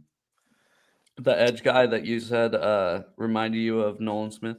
Odafe Owe. Yeah, I don't think I've ever heard of him. So he was Penn State linebacker. He ran like 4.4, I think 40. Hold on, I'll look it up here. Odafe Owe, outside linebacker. Outside linebacker, and that's the thing. He did not put up sacks at Penn State. He was a really high. And what's kind of cool, fun story. Odafe Owe, who's with our one outside linebacker, is now paired with David Ojabo, the former Michigan guy who was like a top 15 prospect, tore his Achilles at his pro day. They both are from Nigeria. Both went to the same New Jersey football prep school. They were roommates in high school even, and now they're reunited as our future outside linebackers. Like, if the Ravens don't have like an Owe and Ojabo champ by the end of the season, like, I'm gonna be mad. Who you got going to Cincy? Cincy, I've got them taking Dawan Jones, the other offensive tackle of Ohio State. Yeah, I don't know how you can fix their offensive line because they tried. They actually did try. Well, and what's crazy is they had injuries in the first game to Alex Kappa and I think one of their other interior linemen. Their backups played pretty well. It's not even like they played that bad, like, is the crazy part. Yeah, they weren't the Broncos. I have to talk shit about the Broncos no matter what. So no, I totally get that. Like, I hate Russell Wilson so much with a passion. I think the only thing that I've actually agreed with him in the past year, him and his social media team was Mama Blue died. She was like she was a season ticket holder since like 1976, day one of the Seahawks. She just died 2 days ago. That's so sad. Rest in peace. Yeah, she was like a staple. She was like a staple around here. And he tweeted "Rest in peace, Mom Blue," and then you get all these Broncos fans. Who the fuck is that? Shit like that, and I'm like, oh boy, you want to piss me off. Ooh. All right. Because I look at comments. I don't comment on stuff, but I read the comments. Oh, dude, comment section is literally like the best part of everything. Me and my girlfriend talk about that all the time. Like half the time, I'm just reading the comment section because that's where all the fire's at. I don't say nothing. I learn argue with people on the internet. It's not worth it. I read Russell Wilson comments all the time, and they're awesome because they usually agree with me. I hate him. Who you got New Orleans taking, number 29? New Orleans. I have them taking that defensive lineman, Adetomiwa. I'm so sorry. We're in the late first round, dude. Defensive lineman, though, he's one of the ones he tested out the roof. Yes, Kyle, it's Bodie. Sorry, Kyle. Oh no, what's his name? Sorry. Hold on. I'm gonna make sure I get this right now. Hold on. I swear, where is it? It was a bench. He performed well. I thought he was a defensive tackle. Okay, no, he's considered defensive end. Adetomiwa Adewabawore. Adetomiwa. Where's he from? Northwestern. Okay. Tested through the roof in the combine. Really good bench. Had a basically the top three verts was Nolan Smith, the linebacker out of Georgia, Byron Young, the edge rusher out of Tennessee, and then him. So he tested really well at the combine. He's got really good potential. Good job, a little bit of smaller. I said good job, Kyle. He's drinking the same beer as me right now. I don't have any alcohol, sadly. I'll say, what are you sipping on? Bodazava. You probably never heard of it. Probably not. I got a buddy up. I had a buddy up there that likes all those craft beers. That's a staple of the Northwest. That's what it really is. Like y'all are the king of microbreweries. Yeah. So I went to Las Vegas one time on a vacation. I was like, I cannot do this. I can't. This sucks.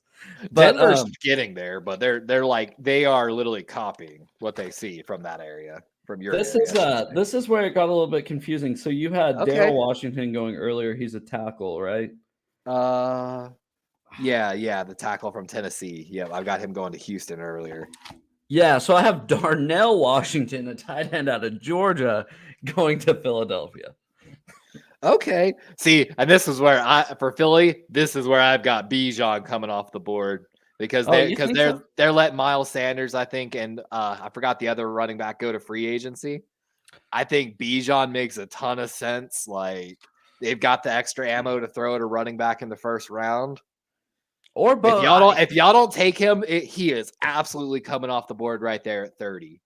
Absolutely. I think he might go to Buffalo too because they don't have anything for running back either. Oh, they've got what's it? Oh my God, Chimera would never forgive me. Oh my God, I forgot his name now. Naeem Hines. Naeem Hines. He's a good pass catcher. Is it Cook? Dalvin Cook? No, not Dalvin Cook. James Cook. James little Cook, brother. Yes. Yeah, James Cook. They've got James Cook and Naeem Hines. I think is a free agent, but yeah, like he's a good pass catching. He's got a little bit of a fumble problem, but I could see that too with Buffalo taking Bijan there. Absolutely. I think the Nolan Smith though to replace Tremaine Edmonds makes too much sense. Who you got Kansas City going with? I didn't write the college. Anton Harrison. I believe he's an offensive tackle. I got him going with Mozzie Smith, defensive tackle out of Michigan. Ooh, and he's right there on the edge too. I've seen a lot about him. By the way, Odafe Owe, our outside linebacker, we talked about combine guy. Yeah. Ran the 40 at 6'5", 257, ran a 4.3 640.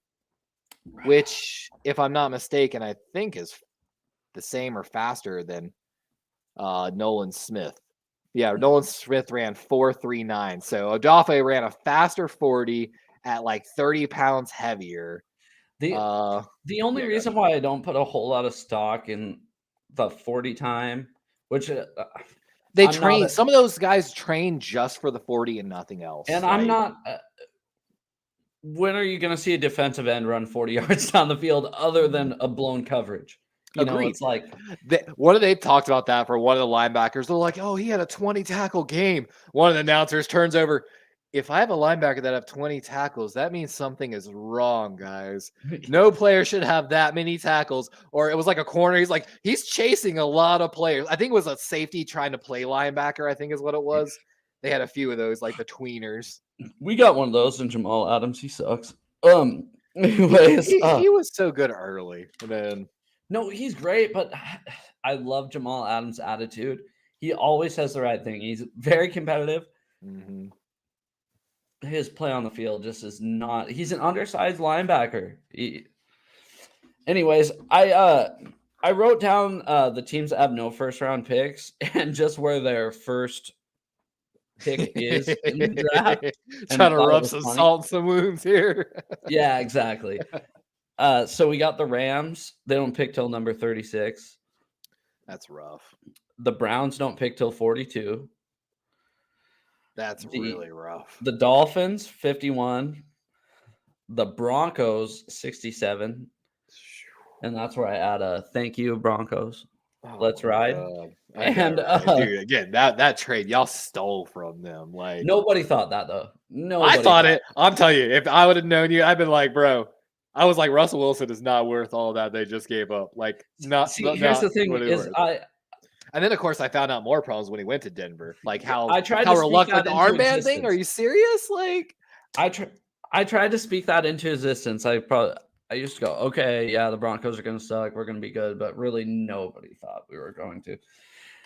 Anyways, the 49ers, their first pick, their pick is pick number 99.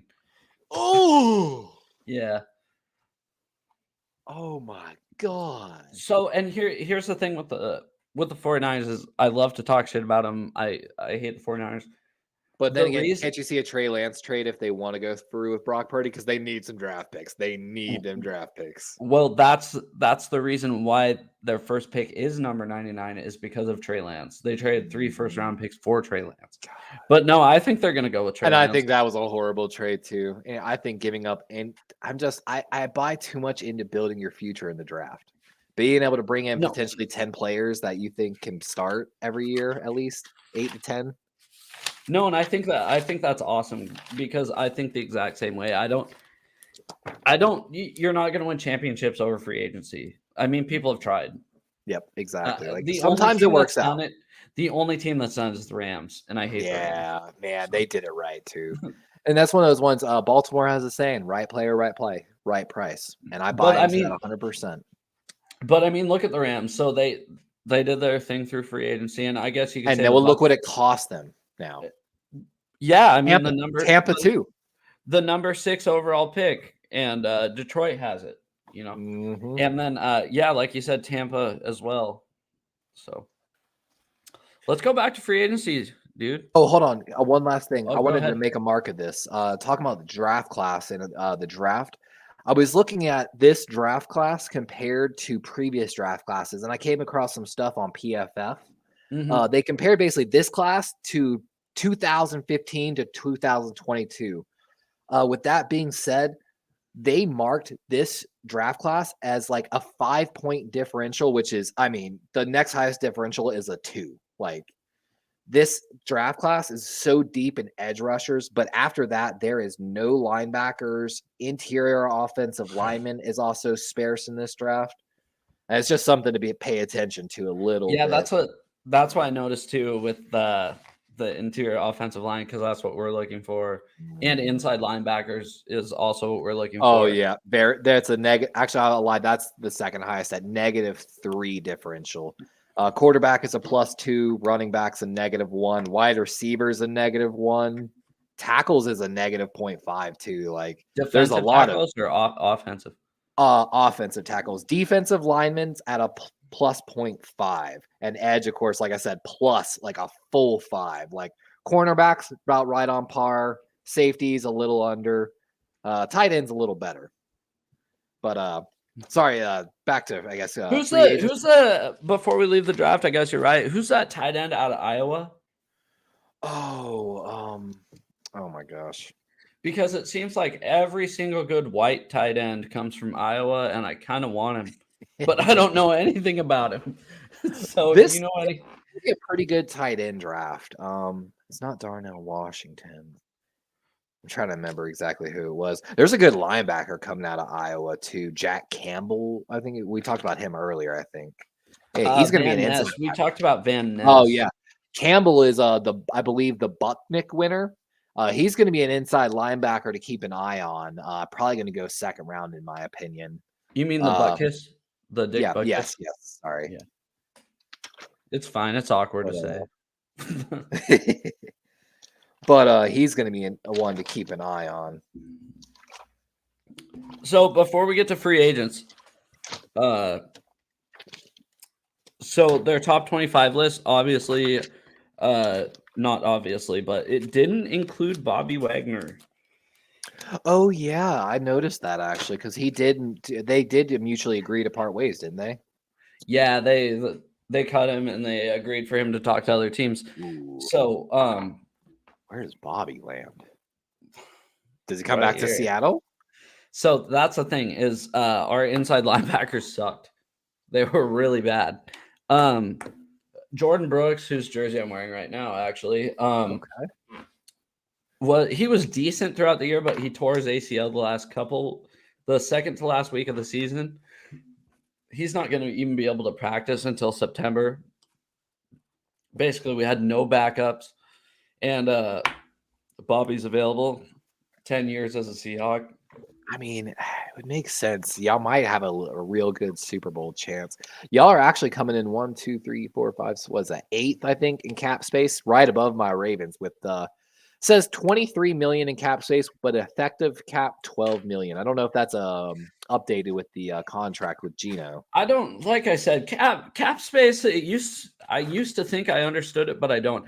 I really wanted to bring this up to you before I forgot. So, you saw the Bears are obviously first in cap space. Dude, it's ridiculous how much they have. Look at this. So I wrote down all the needs for every team in the draft. And most team is like Houston, quarterback, center, D-line, edge. Arizona, guard, center, edge, cornerback.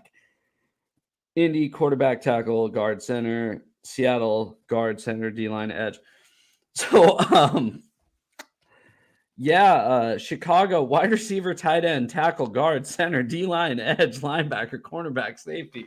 It was the only one where it was just a list. It's pretty barren. But not only do they have that lot of cap money, I'm pretty sure they've got let me double check here. They've got they could have got more for the Robert Quinn trade. That was a steal for the Eagles. But what is it? 1, 2, 3, 4, 5, 6. They got a decent amount of picks in this draft too. So I think the steal of the century was trading Clay's Claypool for a second. Chase Claypool for a second round pick, which ended up being the last pick of the first round, basically, because Miami got stripped of their first round pick. Yep. And see what I think Chicago's banking on is that in this free agency, there's going to be a lot of safety and defensive linemen. Case point, our next guy on the free agent, Javon Hargrave. Who you got? Who you got him going to? Man, top fit. Seattle. It's Atlanta or Chicago. He's going to dominate the market for money, and he's going to drive the price up.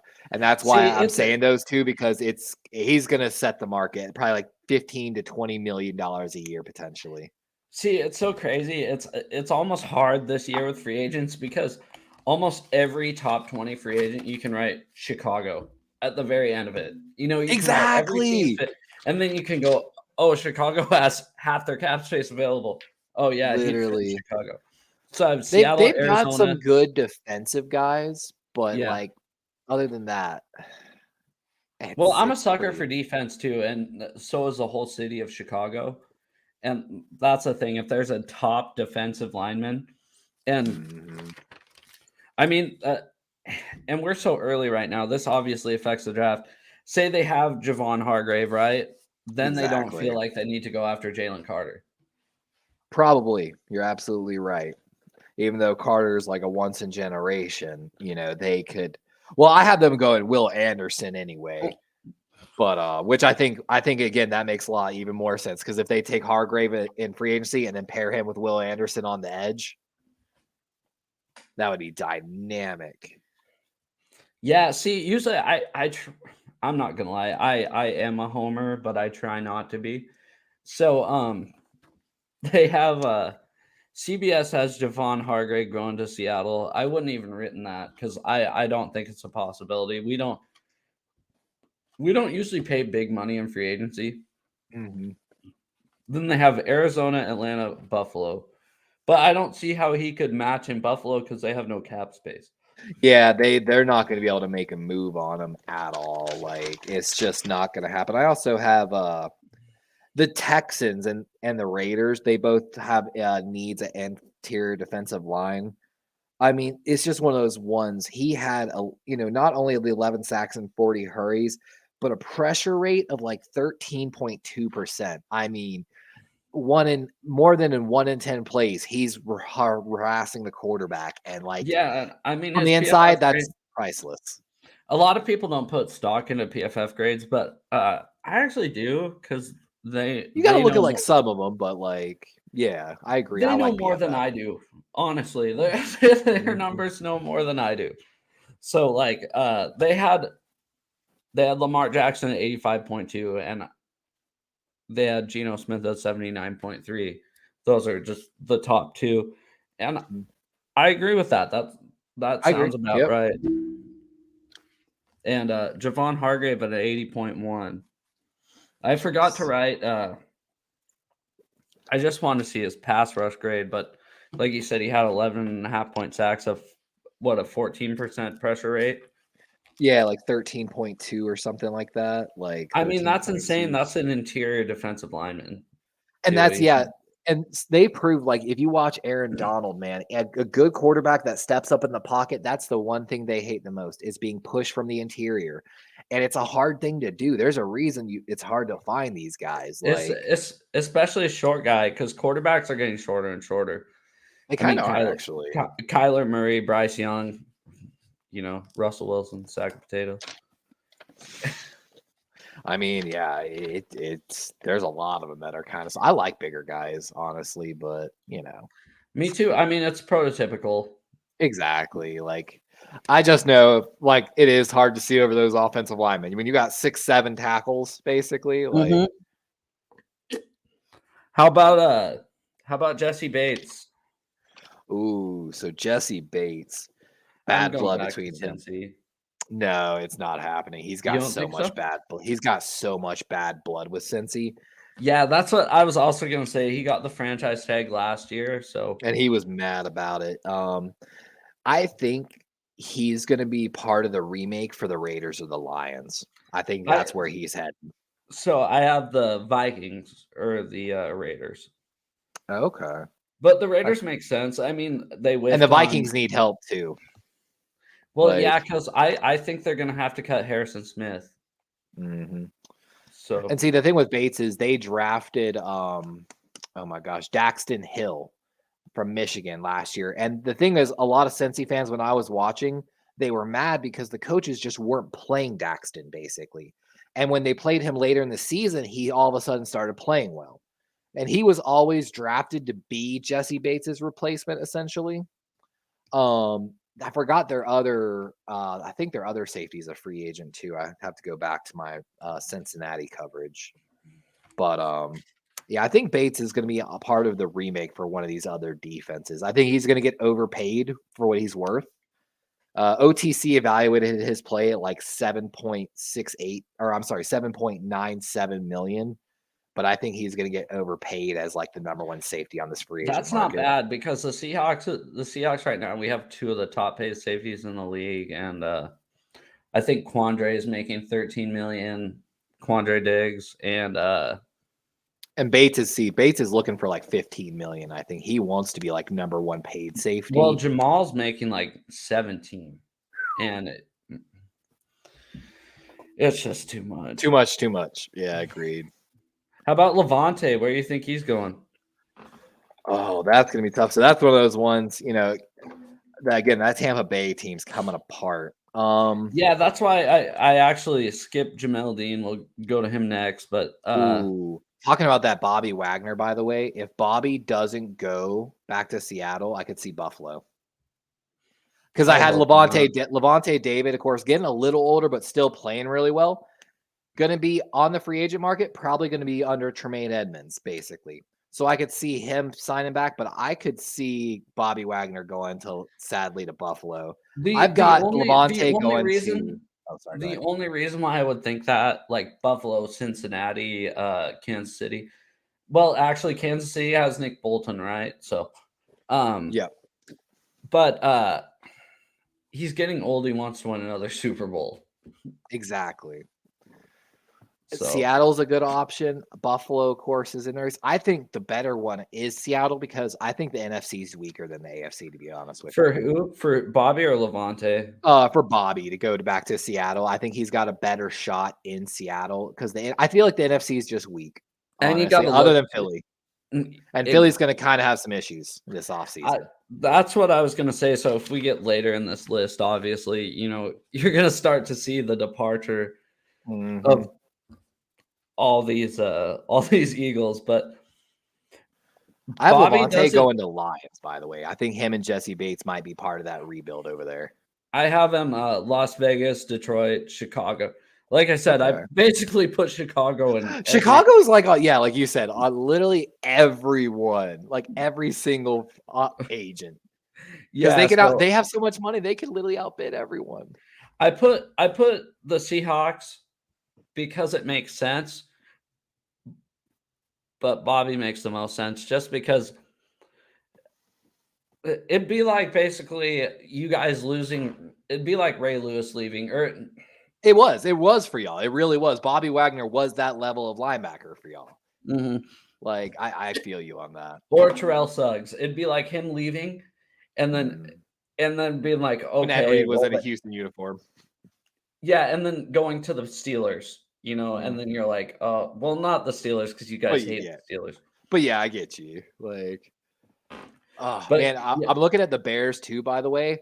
One thing that they're talking about a lot, there's going to be some good tackles on this market. There's going to be the 49ers tackle. I think we're going to address here later. He's not good. He's really not. He's average. But that's why he's going to go to the Bears. And they're going to overpay him. See, I think okay. Where do you think Jamel Dean's going first? I said Minnesota, Detroit, New England would make sense. Oh, yeah, the cornerback from Tampa. Oh, my gosh. Yeah, because they had to pay Davis. I think he is going to end up – oh, this is tough. I think there's a chance he ends up in Jacksonville or with the Panthers. Like, I think there's sometimes a revenge game kind of in there a little bit, possibly against Tampa, especially with the Panthers. Yeah. I don't know how much he's distraught about it, but he graded 75 plus every year since 2019, it says. Yeah, I looked at 77.9 last year, and I really only put stock into last year, honestly, unless the previous year was, barring injury. Like, there's some of these players, we'll get to him, like Daron Payne from the Washington Redskins. Yep, you got it, Commanders. Yeah, Washington. Same thing. It don't matter. Exactly. He graded a 58.4, and like I said, Pro Football Focus grades aren't everything, but I definitely, they know more than I do. So he's got potential. He has 95 pressures since 21, which is 10th. He's got a pass rush win rate of 11.8%, which was a career high for him. So he's kind of coming off a career year. So he's trending in the right direction. But I'm one of those ones, if I remember correctly, he's kind of had some injury concerns in Washington. But here's the thing, like in Washington, I don't even know if he's on this list. I don't think he's a free agent. But he got tagged. Yeah, he actually got tagged. Oh, he did? Yeah, I'm pretty sure he got, if I'm not mistaken, I have it on here. Is it him or but someone else? I think Jonathan Allen's a lot better as an interior defensive lineman. Oh, yeah, I agree. Absolutely.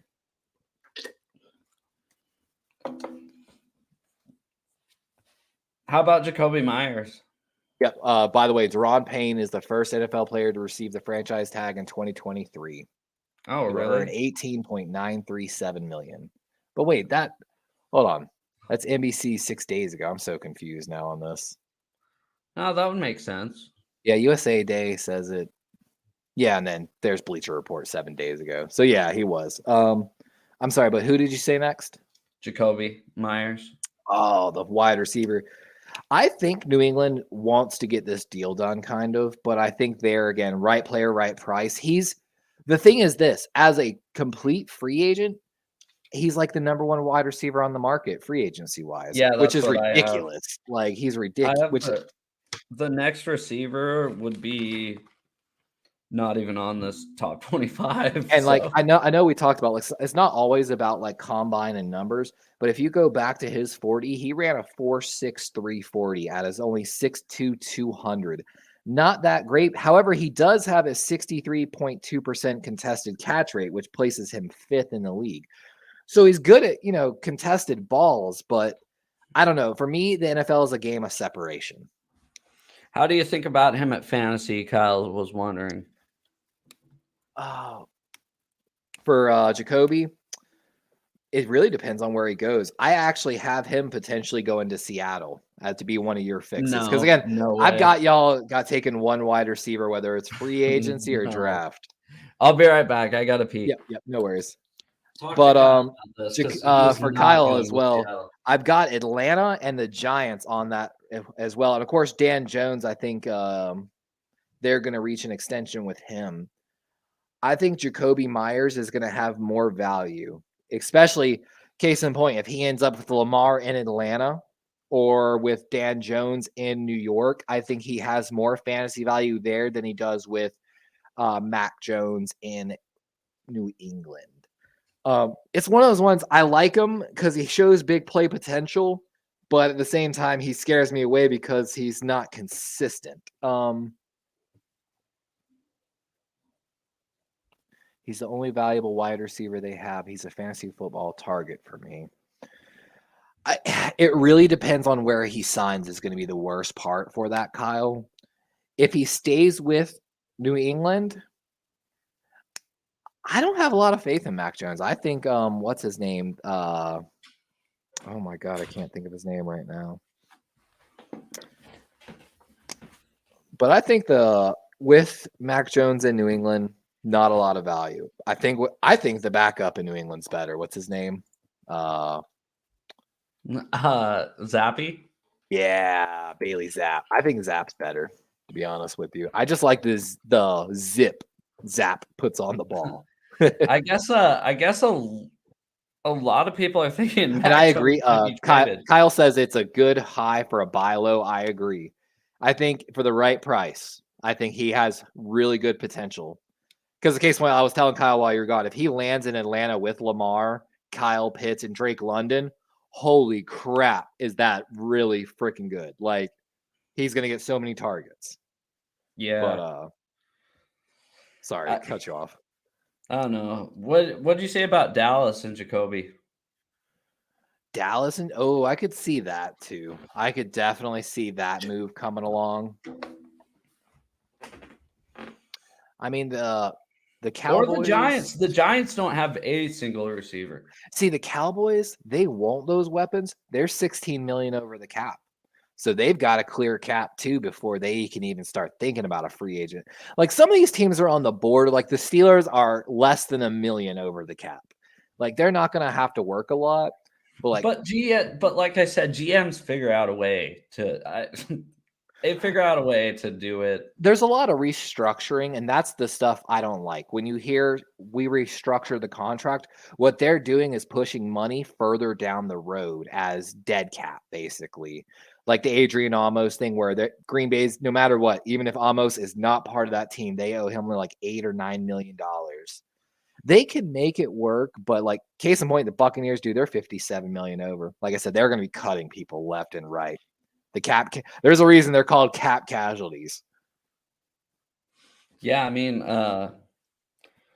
I don't You know, know. Green Bay's in the red, but the moment they let go of Aaron Rodgers, they're fine. Like, or trade him, I should say. Or he retires.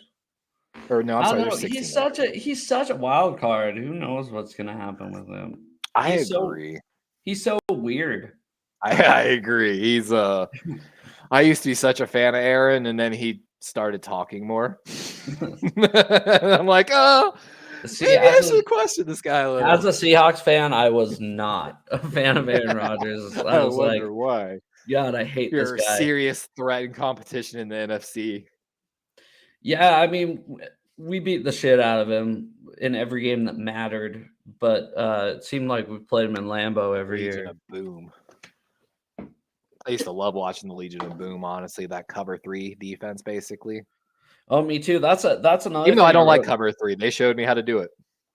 That's another thing about the Seahawks is like they still run cover 3 as their base defense, but when you have no pass rush, it is so hard to run the cover 3 because even with Woolen, he's having pass rush wins championships, 100%.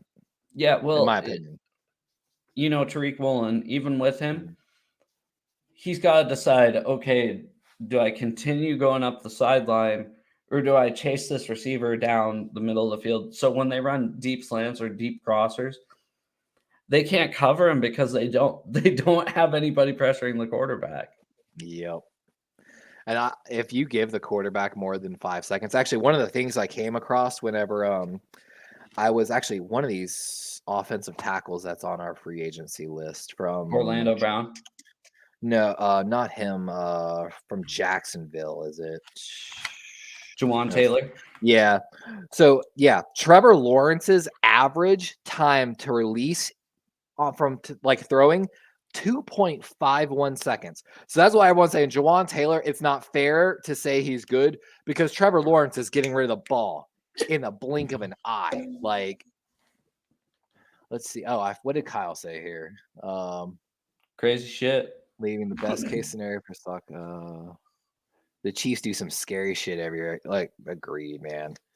I don't know what's gonna happen with Orlando Brown though. Like, he wants to get paid so much money. That's who's ever since Baltimore. Yeah, and that's what made me look at it. Like, he's not one of those players I think is a ring chaser because he already has one. So he's gonna want to be going for the most money. So he's chasing, like, because his dad, of course, played for us. It was one of those dream scenarios. But like when he left Baltimore, he said it's not about the money. It's not. He said I want to play left tackle, and that was his first thing. We had Ronnie Stanley, and so he literally left us because he couldn't play left tackle, and I kind of was a little upset at that, to be honest with you. But I mean, he has played pretty well. Weeks 10 through 18, he had an 88.7 PFF grade, like third in pass blocking. Total season, 75.4, and I didn't look at the pass versus the run. It's because he was holding out at the beginning of the season, so that's why he got to a slow start. You can run as much as you want, but until you're pushing grown 300-pound men around all day, that's football shape. Yeah, exactly. It's just different. I'm going either the Jets or the Bears.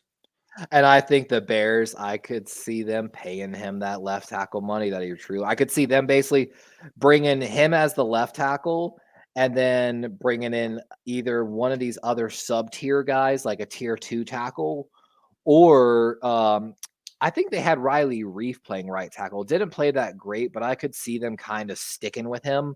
And then focusing more on the interior line after signing someone like Orlando Brown. It's one of those ones. He wants the money. He wants to play left tackle. I see it happening. I have the Jets on there. Makes sense. I have the Bengals and I have Tennessee. The only reason I had Tennessee, I know they're above the cap and all that shit, but they lost Taylor Lewan. So. Exactly. I think they're gonna look for a tackle somewhere else, and it all depends. Do you think Malik Davis is the guy from Liberty University that they drafted? Malik Willis. Sorry, Davis. No, I think he sucks. Yeah, I don't think he's got it. Like, I never bought into it. I think he was a combine guy. That's who I think Anthony Richardson is. I don't know, man. Watching Richardson throw changed my mind about a few things. It's one of those ones, though. I think, again, he's below Stroud. I think he's below – if he can clean up his footwork, which is a hard thing to do because, case in point, Lamar said he was going to clean up his footwork and put on all the weight and do everything this year, and he definitely did not. So you can say it's fully a blue healthy, in the though. face. I think he's below Hendon Hooker. I think Hendon Hooker is the biggest sleeper in the draft, and I think I got to watch. The thing with Hooker is the big critique is that, like, the Tennessee offense, and that then, like, some level of play. But, of course, they beat Bama. So, like, and Hyatt had a huge game in that. Like, so it's one of those ones I got to go watch the tape on Hooker before I make – but I could see Hooker being better than Richardson. Absolutely. I could see Hooker being a steal. I could see him being – Russell Wilson was a third-round guy because of his height. I could see him being a third-round guy because of his ACL. I And know. sorry. Sorry. The Seahawks don't need a quarterback right away. They don't. They don't. It'd be awesome. I was talking to one of my friends about this, and he goes, "Well, Hooker's 25. Well, quarterbacks play until they're 38." There was a quarterback I could see y'all taking later. Let me find him real quick. He was in Group 2. I feel like Group 2 of the quarterbacks was way better than the first group, to be honest with you, after watching them. Yeah, you were saying something about a late round guy. Oh, yeah. So there's going to be a guy. He was in day 1. What was funny is he was number 1 on quarterbacks, but he threw last in the drills, which was really funny. He's from a very small, like, I think D3 school, set all kinds of records. Last name Bagant, I think that is Bagant. Let me get him up here on here. Tyson Bagant, Shepherd University. I'm telling you though, watching him throw really looked pretty good. He's a 6'3", 210-pound guy. But let me find it here. Yeah, 2021 threw for 5,000 yards, 17,000 yards in his passing career. Had a 7-touchdown game, had 53 touchdowns in 2021 season. He skipped a year from COVID, came back, and got better, basically, as well. Highest completion percentage in 2021, he had a 71% completion percentage. Again, small level competition. Like, I expect him to be a really late quarterback. He's one of those guys, if he goes, even undrafted. He's predicted to be a system guy, is what it is. And that's what you need. Keep an eye out, though, for your – I'll call this right now for your Seahawks. Later round, a guy named Thompson Robinson. I think he's UCLA, if I'm not mistaken. Actually looked really good. He's going to be like that mid-tier kind of quarterbacks. Like, I separate him into like 3 tiers, in my opinion, and I think he's going to be at the top of that tier 2. It's basically like him and Bennett are going to be like those tier 2 quarterbacks. And I could see Seattle taking him in later rounds. Absolutely.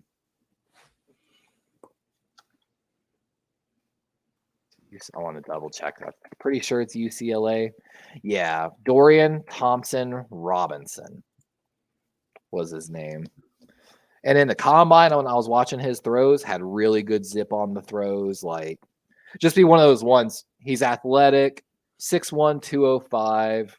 Last year, put up 3,000 yards with about just under 70% completion at UCLA, 27 touchdowns to 10 interceptions. Not bad numbers, honestly. And UCLA plays pretty decent competition. And it's not like they had a bunch of really good high picks, this year. Yeah, I'm not big on UCLA. I agree, though, on that. Just after, they left the Pac-12. So did USC. So I'm still kind of butthurt over that. So there's also another kid, Richardson, going to be on part of that round, that second tier. He looked like he had a cannon for an arm, but it's one of those ones I don't think he played in like a really high tier offense either.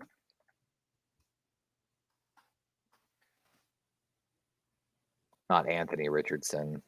I'm sorry. Oh, I'm sorry, not Richardson. What is Cunningham? I'm so sorry, Cunningham. I've got so many pages of notes. I liked it. Malik Cunningham, that's his name. He's going to be I another. never heard of him, but I haven't watched. He's actually he's from Louisville too. Is the funny thing. So he's, I guess, Lamar's next guy. No, that's your guy. No, I don't want him. Not my guy. Oh, I'm talking about Malik Davis. That is, or Malik Cunningham. I'm sorry, Malik Cunningham. Malik Cunningham. Oh, okay. Gosh, so sorry. He's a rookie. So sorry. He's a quarterback coming out of Louisville this year. In the combine, he was throwing with the day one quarterbacks. Looked pretty good actually. Looked like he had a strong arm, but struggled a little bit with mechanics. See, that's a problem I have with the whole mechanics thing. Is if it doesn't look natural to me, like you've had enough time. I agree. I'm 100% with you on that. I don't want to be seeing such mechanical issues going into it. Yeah, UCLA beat the Huskies this year. Oh, that's the side eye. Yeah. But yeah, I think they're going to be late round steals potentially. Where do you have so Jawan Taylor, or no, who do we have up next? Jaron Payne. We had him. Yeah, we had Jaron Payne. Derek Carr, of course, is going 4 years to New Orleans. New Orleans is going to have to shed cap too. Yeah, I saw that. I thought that was wild. I don't know. I don't think he's worth. That's the thing is I see quarterback getting paid $30 million. I think that's a bunch of money now, but it's not. So once I saw that Goff was making $33 million a year, I was like, oh, okay. Yeah, sure. I don't know if you ever saw Daniel Tosh's skit. He's like, have you ever seen how much a backup quarterback gets paid in the NFL? Yeah, I'm going to do that. You know how much his backup gets paid? Yeah, I'm going to do that. Do you know how much the veteran minimum is? Yeah, I'm still going to do that. I'm going to be 40 years old. They're going to hit me. I'm just going to poof, dust. Well, that Byron Jones, not Byron Murphy, that Dolphins player said the cornerback. Yep. Yeah, he said some shit. It was like, I would never trade no amount of money for, my health or whatever. Well, that's easy for you to say because you have that amount of money already. A lot of people don't. Exactly, dude. I'm broke, man. Yeah, they're talking about though. I've got an article here talking about over the cap and New Orleans, and this was pre-Derek Carr trade.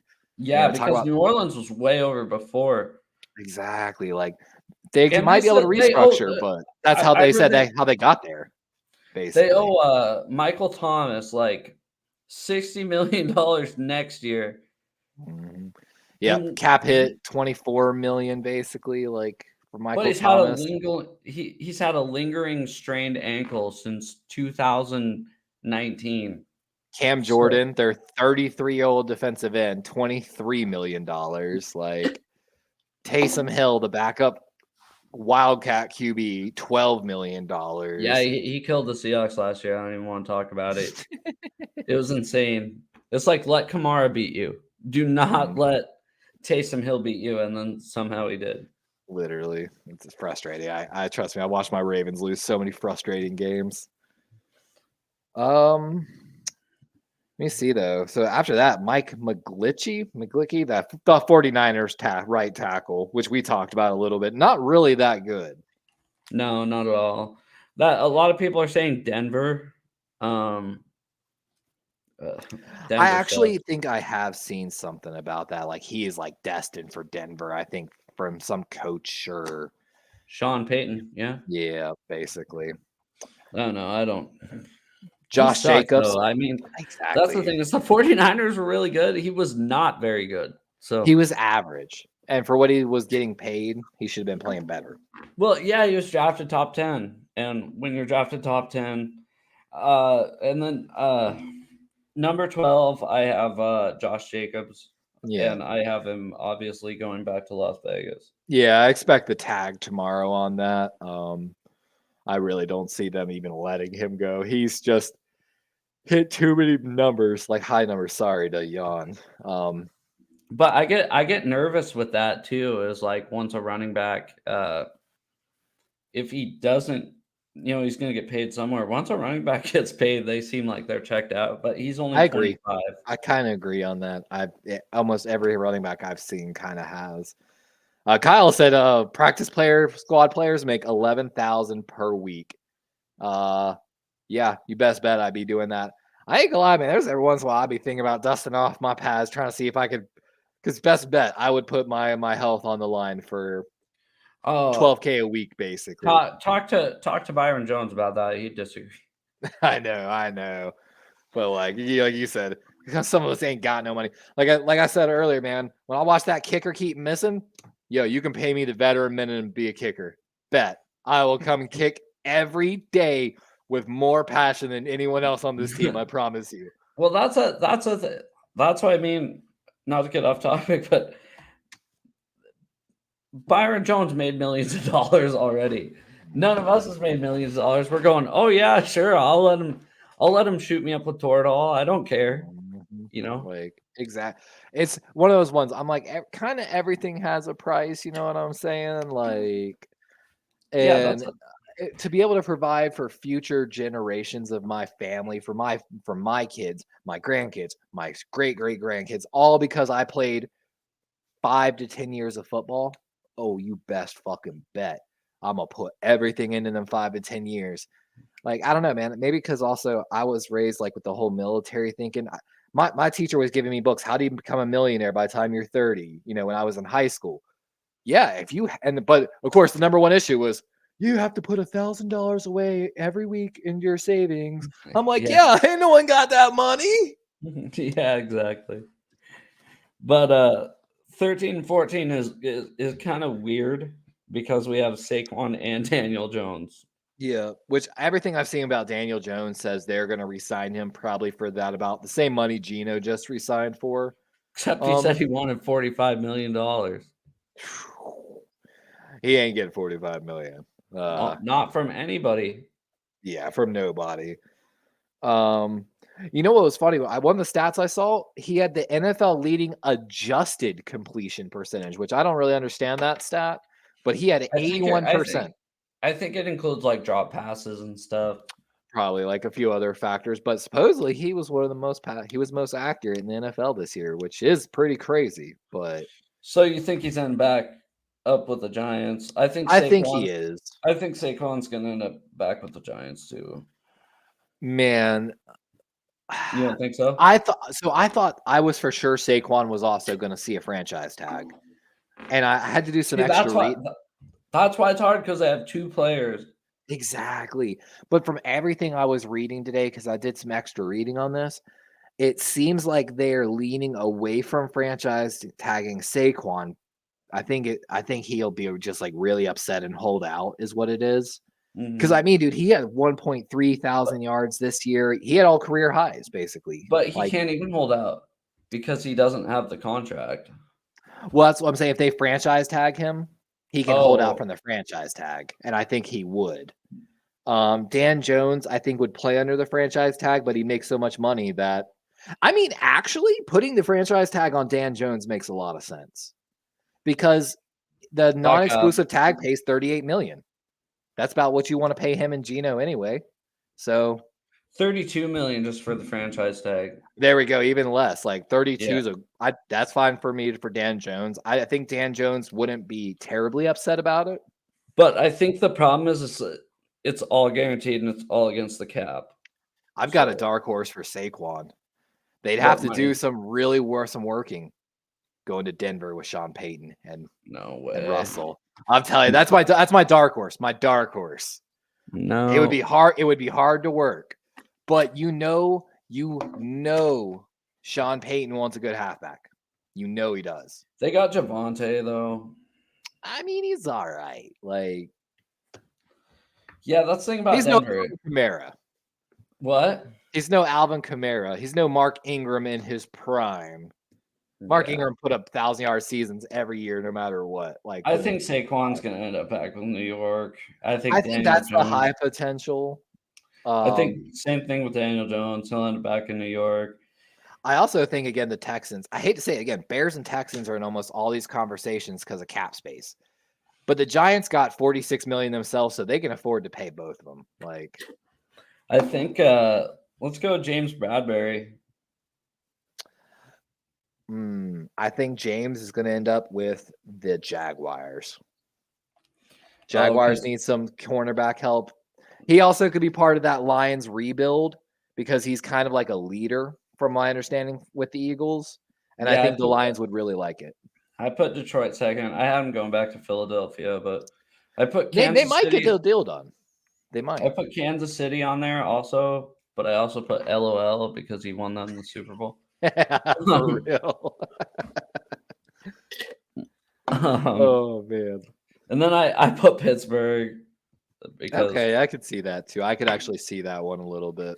They need corner help. They do need. You said Juwan Taylor. Apparently, in his own words, he's not willing to take a hometown discount to stay in Philadelphia. I don't like players that say that. I think it's just more of an. And a big thing to think about is supposedly when I was looking up some stuff on him, he predominantly excels only in like zone coverage. So if there's like a man concept, you can basically count him out. Which basically rules out Pittsburgh. Yeah. That's why the Lions, I was pretty high on them and Jacksonville, because Jacksonville plays a cover 3 scheme, kind of like Seattle and Philly. Well, actually, I think Philly switched. I'm not sure. I think Philly switches a lot. But so that's why I had Lions, because I think that zone, I think he'll fit in really well over there. How about Juwan Taylor? Oh, man. Oh, so he's the one. Okay, so I messed up earlier when we were talking about the tackle from the Niners, and I thought I saw a lot. It's not him. There is a lot of talk of Juwan Taylor supposedly going to Denver, even though like you're not supposed to be talking that much. That's what I had number 1 is Denver. Yeah, but supposedly he had the highest rate of negative run plays in the entire NFL last year. So that's what I wrote down. So I didn't write anything else down for the PFF. But I wrote 59.5 total PFF grade, 73.6 against the pass. That man, he must be a shitty run blocker. So yeah, he really his pressure rate on pass blocking is only 2.9%.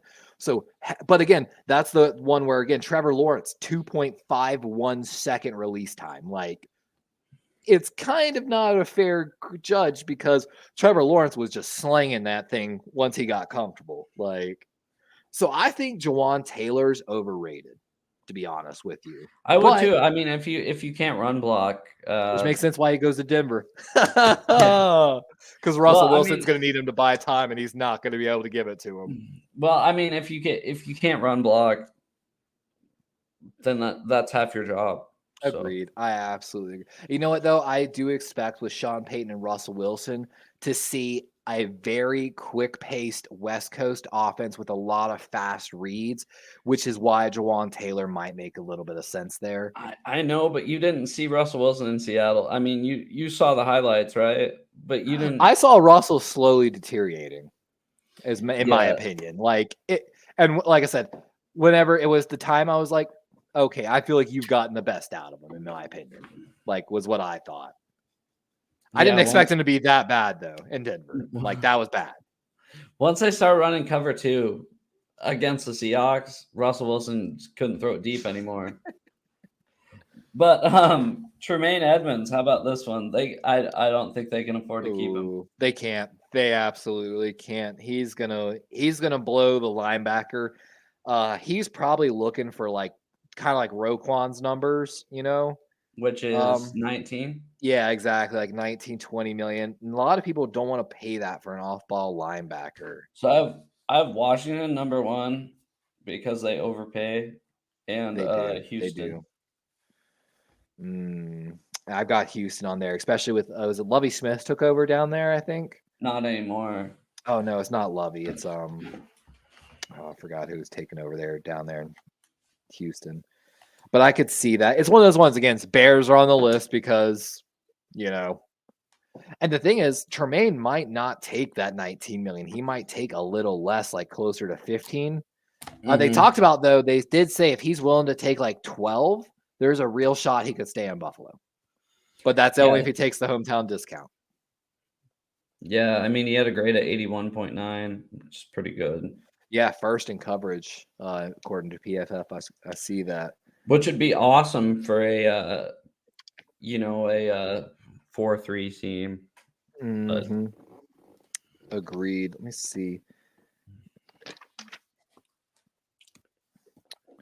Yeah, I actually have on the list too the Giants for Tremaine Edmonds as well. Staying in New York, but switching to the Giants because they've been rotating at middle linebacker. Blake Martinez. I'm trying to remember some of the other names, but the only problem I have with the Giants in general is I feel like they're gonna have their hands tied dealing with Daniel Jones and Saquon Barkley.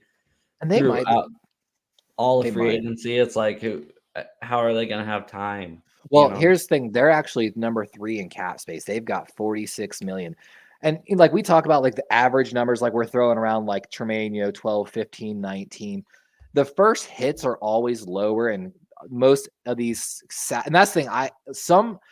Like when you look at Patrick Mahomes' contract, it's layered so beautifully. Like his pay goes up and down almost every other year to help the team work through stuff. So with 46 million, if you dead capped Saquon at 20 and dead capped, Dan Jones at 32, you can still have room to work basically. So they're going to be players. But I think they got to figure out the wide receiver position too. Yeah, that's for sure. They have a lot to work on. I mean, we played them and we ran all over them and Yep. They've got issues. I think on their needs. Yeah, let me see here. They've got wide receiver issues. Just not even cornerback, just defensive back issues. The entire secondary. And then actually they're on the list looking for interior offensive linemen too. They're one of the few that said center guard, I think. It was weird. So we played the Giants, I think it was like week 7 or something like that. It was October. And they did not try to run it down our throats. We were one of the worst running teams in the NFL. And they just tried to pass the ball on us, and it did not work. They have no receivers. Like literally, like if they would have ran the ball down our throats, he got head coach of the year. Exactly. That's what I mean. And I'm sure we'll talk again, so we can talk more about East and West Coast bias, but it's just insane. I agree on that. Do you have Dalvin Tomlinson at 18? I do. The run blocking. So he's a nose tackle through and through. He's a 3-4 nose tackle, basically. Yeah. So I have Detroit. He could definitely work in Detroit. The Falcons, I think, switched to a 3-4. You're not a 3-4 team, are you? I've got Seattle on here for some reason. We are now. I actually have Seattle on here, but they were one of the lower people. I could also, Dalvin is a classic Steeler one, even though they're kind of set at that position. It's just one of those ones. Like when I hear Dalvin Tomlinson, I think of the Steelers for some reason. Like, yeah, that would make sense. Just like you said, 3-4. Not like they need it. And we've never been a 3-4 team until last year. So and see, I've grew up with the 3-4. I hate the 4-3. I really do. I refuse to play like any Madden team that plays a 4-3. I hate it. See, I like the flexibility. I'm the exact opposite. So I had to adjust this year to a 3-4 from a 4-3, and when you don't have an inside linebacker, it sucks. Dude, and 3-4, it becomes harder, in my opinion, to find good pass rushers. Because like in a 4-3, an outside linebacker is about 250 to 220, while an outside linebacker in the 3-4 has got to be 250 like to 270 because they've got to take on the tackles, basically. Well, what's crazy too is the NFL with the whole nickel deal. Nickel's like your base defense now. Yeah, a 3-4 and a 4-3 aren't that much difference because you played big nickel basically all the time, basically. Exactly. So you have two off-ball linebackers, 2 on-ball linebackers, 2 defensive tackles, and they call that a 3-4. I just like the 3-4 for the simple. I mean, the Chargers did that. They basically took Derwin James and played him as the second linebacker. as a And when I we wish to beat Lamar. Like I wish we would do that with Jamal Adams, but he's so small. He's only 5'11". that's what we did with Kyle Hamilton this year. Until we had Roquan, what we were doing is Chuck Clark and Marcus Williams were the starting safeties. Of course, we had Patrick Queen as the number one linebacker. Kyle Hamilton would slide down basically because he's 6'4", 6'5", 230, basically a small linebacker, and he came in and played excellent. There were so many people that were, don't get me wrong, like I've got video on my channel of him blowing those plays in Miami, and letting those long touchdowns. But I was one of those people in Raven group saying, hey, man, he's a rookie. Yes, he messed up. He fucked up. But if you go back and look at Ed Reed's tape, he wasn't great on tape till like halfway through the season. I was like, don't get me wrong. I'm not saying Kyle Hamilton's Ed Reed by a long shot, but you got to give a rook a chance, Yeah, And exactly. he showed up to the end of the season. That's for damn Well, sure. and safety, as much as it's easier to play than cornerback. I mean, it's still a I bitch. think they're both different. Like, I think it can be harder in some right, like because it's not always just follow a guy. Like, you got to be able to read a field, especially as like a true like cover one safety. which was Earl Thomas. Oh my God. I like that signing, but I didn't. I was like, I like his play, but I don't like the player. And then, of course, I was absolutely right. And I was like, see Marcus Williams is that guy, though. I love the Marcus Williams signing we got from New Orleans. if you'd have just watched the Seahawks like I did, Like, really obviously, watch, yeah. there was no better center field safety in the whole NFL than Earl Thomas. And that's why we signed him, because, like, on the numbers, he was going to be – we had not had a safety with that type of range, even close to it, since Ed Reed. And Baltimore has historically always liked to play a cover one defense. And for that, you have to have a safety that can cover ground. Marcus Williams actually does a really good job of that. And it killed me. The Baltimore Riders, we had Geno Stone, our backup. They're like, he's doing so well. He played so well. I'm like, if you don't see that, like, 1.5 to 2 step difference of him getting to the ball. Marcus Williams was crushing it before he like dislocated his wrist, I think like around week 5 or so, and missed a lot of the mid-season. When he went out, our defense struggled mightily. Like, yeah, honestly, if Earl Thomas would never went to Baltimore, he'd have been honestly probably I think he wouldn't have got in as much trouble. I really think he would have been better in staying in. Yeah, he would have been a Hall of Famer. And it's just sad to see what happened to him afterwards. It really is. All the personal stuff. It's just because Seattle's so much of a more free environment than Baltimore. And it's just where he already had a support system basically there. You can fuck up in Seattle. You can. And guess what? Pete won't hold you. Pete will talk to you about it. Pete understands life. Exactly. I get you. Speaking of safeties, we got Jordan Poyer, who's definitely not going back to Buffalo. He's another one. Yeah, he's kind of played his way out of Buffalo. 91.9 coverage. He's basically going to be the number 2 safety right behind Jesse Bates. I don't know, man. He's it's one of those ones when I started getting down here to the end, all these like DBs and it's so hard. It's so really hard because you have no idea where they're going to go, really. I'm telling you, one to keep an eye on, I'm sorry, not Cameron's son, Zach Allen, the defensive lineman. I saw that. And they talked about him a little bit, kind of having breakout, how just like, oh my gosh, I don't want to mess up the name here. Javon Hargrave. Javon Hargrave was doing okay, signed that 3-year deal with the Eagles, and it worked out to be one of the best contracts signed in recent years. I think that young man has that potential. Does he live up to it? We'll see. But he had career highs in pass grades and rush grades. Where do you think he's going? Seattle? Oh, that's going to be a tough one. I mean, we faced him. We know what it's like. It sucks. He was pretty good against the Seahawks, but the Seahawks interior offensive line sucked. So, if I'm not mistaken, let me double check my needs chart here. Of course, they have an earlier pick. I think he gets overpaid to go to Houston. I think that gives him the best chance to start right off the rip. because I think that's what he's going to want. I think he's going to want to be the starter. They're going to be focusing on defense there. I think they're going to focus heavy defense with their free agency money, and then they're going to turn to the draft for offense, is what I think the Texans are going to do. Well, that's another thing about the Seahawks too is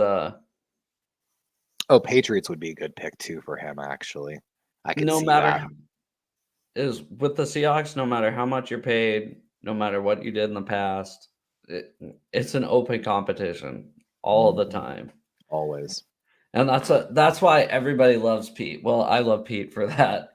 Some people don't. They think it's corny. But And see, Harbaugh doesn't do that. Harbaugh doesn't allow healthy competition between all his players, and it's shown up in a lot of our roster decisions and players we've cut. And obviously, something's not going right. We don't care. I mean, obviously, so Russell Wilson's rookie year, we signed Matt Flynn to a 3-year contract, kind of like a Geno Smith contract now. Yep. We decided to start Russell Wilson instead. Look how that worked out. Mm-hmm. Russell came in and showed he had better tools. Yeah, exactly. Yeah, Pete don't care how much money you make. He cares about how you play on the field. Agreed. Yeah, there's gonna be some. Oh, sorry, go ahead. No, how about Dalton Schultz? Tight end is going to be a really tough one. The tight end markets, actually, even though it's not on the top 25, there's going to be a good amount of tight ends on the top 100 list. Yeah. Schultz, of course, leading the way. I really feel like it depends on it. Like, case in point, what happens with in Cincinnati with the former first round pick from the Ravens. Oh my God, what's his name? The tight end, Hayden Hurst. From the University of South Carolina. He's going to be, of course, one of the big pieces. Carolina's looking for a tight end. I saw that. Green Bay, in my plan, I have Green Bay attacking tight end heavily in free agency as well. So I think Indianapolis, dude. I don't know. Indy would be a pretty good one too, actually. I have Carolina, Indy, and Washington, and I just think. Also, watch the Evan Ingram situation in Jacksonville. We're expecting a tag on Evan Ingram tomorrow as well. But if he hits free agency, he's the number one free agent tight end. Yeah. He was a New York guy, right? Yeah, he was drafted. He's one of those tight ends, ran like 4.4, 4.5, tested off the charts. Almost a receiver. Basically. And what's funny is when I played football, that's what I played. They would flex me out into the slot a lot. So I played in the slot. I was too fast for linebackers and too big for safeties, basically. I was a mismatch kind of guy.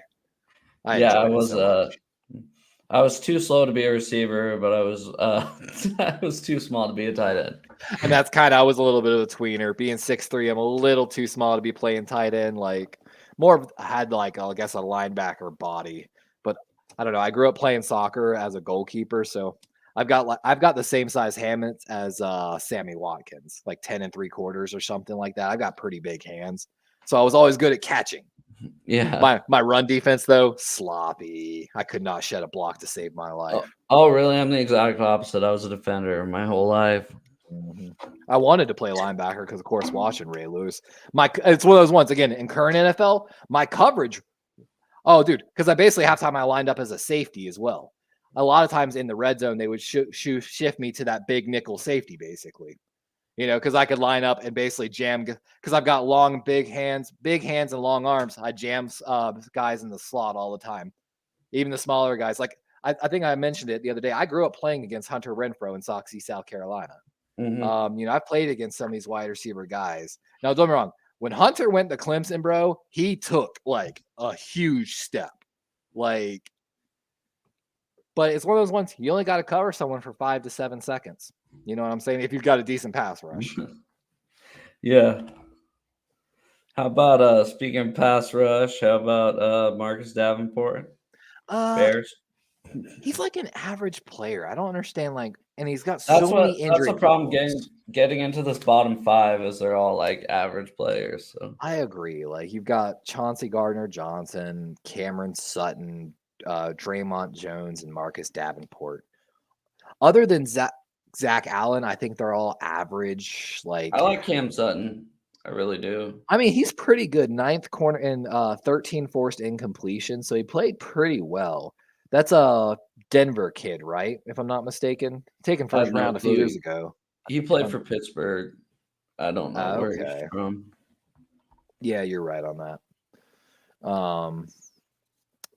I mean, yeah, he's got pretty good value as well. It's just like we were talking about earlier, man. Some of these, the discrepancy in cap space. I broke Yeah, it down. Like you've got your big spenders are going to be Bears, Falcons, Raiders, Giants, Texans, Bengals, and Pats. You're least basically leading the second tier, in my opinion. You, my Ravens, the Lions. but I don't know about you guys, but we always wait till the second tier of free agency. Oh We yeah, wait for those big we. names.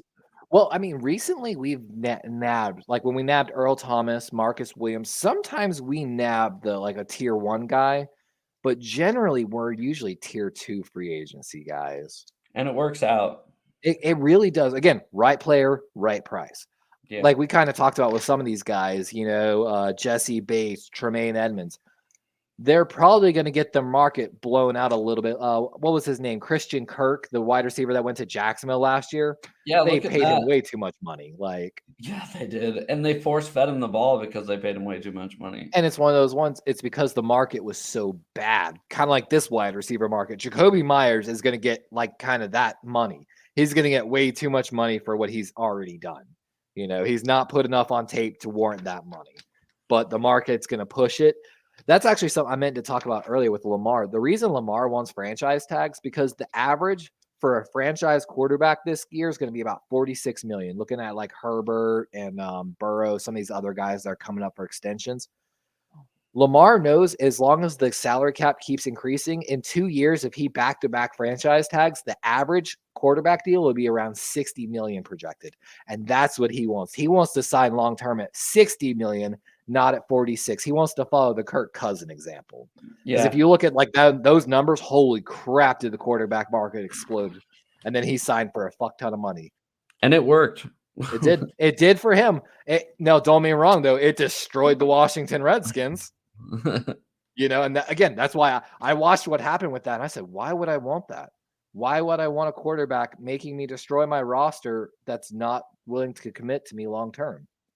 And Lamar plays games. Lamar's been posting like pictures and stuff, wearing it's all an attempt to rile the fan base after the to get after the GM. But like the NFL analyst talks about it, all the leaks have been coming from Lamar's camp. And that says a lot right there. And I don't like it, honestly. That kind of turned me away a little more on Lamar. The way all this contract talks have gone, I'm done with it. I'm ready to move on. I know that might be controversial for Raven fans, but it's just hard. Once you get a is. franchise quarterback and a good coach, it's hard, but it is. You get through it. It's key to know when to move on. Like your Seahawks. You moved on, I feel like, at the exact right time. Perfect time. Exactly. Like maybe a year late, but yeah. And I was going to say that, but I was like, I didn't watch enough Seahawks football and Russell Wilson's last year to be, because it wasn't that great if I remember, but I didn't really watch it. It sucked really bad. But I mean, hey, better 1 year late than 2 years late. So let me ask you, for your Seahawks, let me throw this question out. What would you say your top 5 in the draft you would want position-wise? Like from first to last as a Seahawks fan. The interior defensive line, inside linebacker, really interior offensive line. That's about it. You don't think you need any wide receivers or halfbacks? Not in the draft. No, not high rounds. Later. Oh, all right. I mean, we got Kenneth Walker. He's a stud. There's going to be some good picks here, man, in the later rounds. I'm going to give you some names. Talking about interior defensive line. A lot of these names we didn't even have in our first round mock draft. So look at these guys for like round 2 and 3. Jalen Redmond, Dante Stills, Zach Pickens, which I think is USC, and Gervon Dexton Sr., who's got really good pass rushing potential. I think those guys they tested really well. They all tested really well on the 40, sadly, as well. But if you go also to their, I know it like sounds bad, but like I Who was the remember last one? Zach Pickens or Gravon Dexter Sr. We talked a little bit about Brian Breesy. Yeah. I think he's going to come off earlier, though. Yeah, he's one of the only one that I had coming out first, if I'm not mistaken. But like case in point, Jalen Redmond, not only did he have the second fastest 40, right? He also was second in the bench press, top 5 in 3-cone, top 5 in 10-yard split, top 5 in vertical, top 5 in broad jump, top 5 in 20. Like he not only tested through the roof, but when I was watching, let me go back here to be 100% sure. I guess I have so many notes. When I was watching interior defensive linemen, I actually was grading them live. One more page back. But did I really not? I'm sorry again. Oh no, you're I thought good. I had their defensive. As I was slowly doing it, I was like making my system better. But in the 3-cone drill, I have him as a standout. In the 20-yard shuttle, he was a standout. Or like, I'm sorry, not the 20-yard, the drills though. The circle run, the run and club, like he constantly was just showing up basically. So the only reason I'll tell you something kind of funny. So DK Metcalf was a huge combine guy, and I think he's one of the only huge combine guys that we've taken in a while. And so he dominated the combine, right? Right. But his 3-cone drill was slower than Tom Brady's. I remember that. And see, do you know what that's about? As I guess someone who played more offense, bigger Down. bigger guys have a hard time sinking their hips into routes, basically, is what it is. And he just probably didn't care at that point. He blew that 40 and said, "Yeah, whatever. I don't need to show y'all anymore." Yeah, he's like, I can run straight. Yeah, well, I was looking at linebackers the other day too. So you said inside linebackers, and we actually Inside didn't. linebacker. Yeah, we Off-ball didn't have linebacker. many of those in our draft talks. Let me find my page on that. No, we didn't have many at all. That's what's scary. So the big names to watch: Drew Sanders out of Arkansas. Some people have him mocked as a first round. He did not look good in drills. We talked about Trenton Simpson coming off the board from Clemson. I mentioned earlier Jack Campbell, the linebacker from Iowa. Dude, the kid looks like an old school linebacker, like big, thick neck motherfucker. But he moved really well. There's a linebacker from Alabama called Henry Tu'o. Looked really good. Didn't test that well in my opinion, but he looked good. And of course, he's from Bama. Yeah, everybody from Bama looks good. Anybody from the SEC looks good. You guys are spoiled. Yeah, we kind of are. That's what I mean. There's such an East Coast bias. It's hard sometimes. Let me ask you, how do you feel about that kid Owen Popo? Did you see anything about him? No. Another combine monster. So he's another linebacker from Auburn. He blew the lights off like a 4.3 40. But the thing is, not only did he blow it off with a 40, and like every other, like I think he's one of those ones that's literally in the top 5 of every tester. But he also blew it. He's like number 1 in linebacker and edge with the bench press too. He threw up like 29 as like a 230-pound linebacker, which I think is just impressive.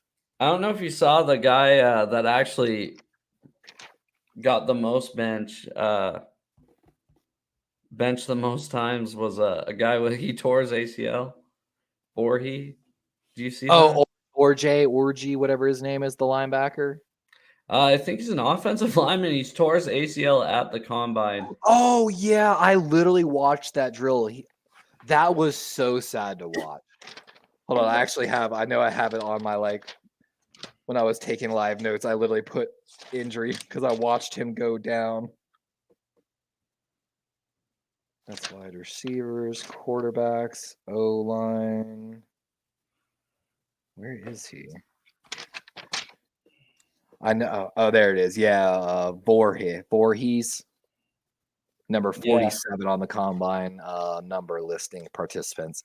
Yeah, I watched that ankle injury. That was bad. That was so sad to watch too. Yeah, guard from USC. He was actually rated to be a pretty good. I think he's going to be like number. I think it's him and Jovan Gwynn, the guard from South Carolina. People are pretty high on. I'm trying to think of the other linebacker. Yeah, Popo put up 29 reps as a linebacker, bro, which is like ridiculous. Yeah, it's just hard. You He never put know up as much as most of the offensive linemen. You never know until the season starts. It's just hard with these rookies, I agree. And the thing is, like, all of these are kind of based on a little bit of numbers. And then, of course, also watching the actual drills, which again, half the drills don't tell you anything. But Popo also did, even though he tested out when I was watching drills, dude, he looked to be flying around the field. There's a decent amount of good inside linebackers, but like no clear, like really good guys. Well, when Bobby Wagner was drafted, the Seahawks 2012 draft, which produced Russell Wilson, Bobby Wagner, Hall of Fame draft. Wasn't Richard Sherman the third round? No. 6th round of 2011. I could be wrong. It might have been no, it was 5th round, 2011. You're right. And you also got Bruce Irvin. Bruce Irvin, Bobby Wagner, and Russell Wilson were your first 3 picks of that draft in 2012. Yeah, and that's ridiculous. People graded us a D. I was so mad about the Bruce Irvin pick. I really thought he was going to fall in that draft. Y'all picked him at 15. I thought he was going to fall, and I wanted him as an edge rusher for Baltimore so badly. Of course, he didn't 100% pan out, but him. Well, it was him, Von Miller, and Khalil Mack. Oh yeah, I forgot about Fletcher. But I'm just those 3 guys all fit a mold, in my opinion. Maybe that was 2011. I wanted the Chargers guy. It was a weird. Oh, y'all also got Jeremy Lane, who was pretty good for y'all. He sucked. Not gonna lie. He was decent for a while, wasn't he, or no? Yeah, I think if he wouldn't have got hurt during Super Bowl 49, we probably would have won the game. He broke his leg. He was part of that 2012 draft, though, too. That was a good year for y'all. Yeah, if you just look at 10, 11, and 12, because, if you look at 10, we got Earl Thomas, Russell Okung, Cam Chancellor.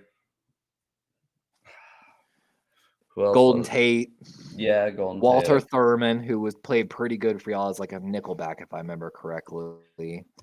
Yeah, so that was just 2010, and then 2011. Yeah. 2011, y'all got KJ Wright, Richard Sherman, Byron Maxwell, Malcolm. Yeah, if I remember it right, it was James Carpenter. Carpenter. Yeah. John Moffitt, a guard. He was really good, and then he got into drugs. Oh. Yeah, it was 2011 was sweet because it was Sherman and God, who else was KJ? I can't remember. Byron Maxwell 2011. But yeah, and then 2012 was just icing on the top because it was Bobby Wagner and Russell Wilson. Mm-hmm. It was 3 straight years of just Pro Bowl or All Pro, And then 2012 is when it all came together. So literally, y'all had your best year. That's one of those ones, looking back at our drafts, case in point 2020, we had Patrick Queen, number 1. Great pick. 2nd round pick, J.K. Dobbins. Okay. Justin Madubuike turned into a starter. Devin Duvernay, Pro Bowl kick returner. Broderick Washington, another really good defensive lineman. 2021 was a pretty good year for us. Look at Seahawks 2022 draft. That was killer. This last year, we got a lot of young rookies. The 1st round, we got Charles Cross, who was a serviceable starting left tackle. Yeah. And then 2nd round, we got Boye Mafe. He hasn't panned out yet. And then we got Kenneth Walker. Then we got Kobe Bryant. He's a starting nickel for us. And then Tariq Woolen. Davis, Abraham Lucas.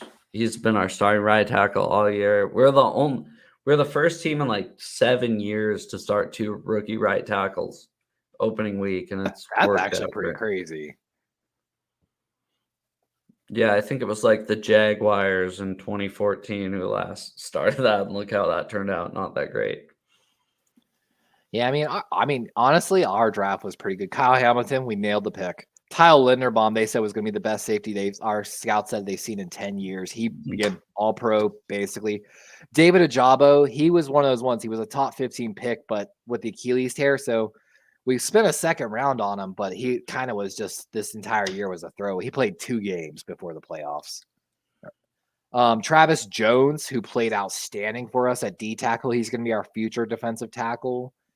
I mean, Jordan Stout, our future punter. Isaiah Likely, I don't know if you watched anything about him. Tight end. He's a CCU alum. Nailed that pick. Like, we nailed our draft picks this past year too. But looking back at regrading the 22 NFL draft class, PFF has y'all as number 2, right behind the Jets, which you can't really argue right with behind the Jets. That's what kills me.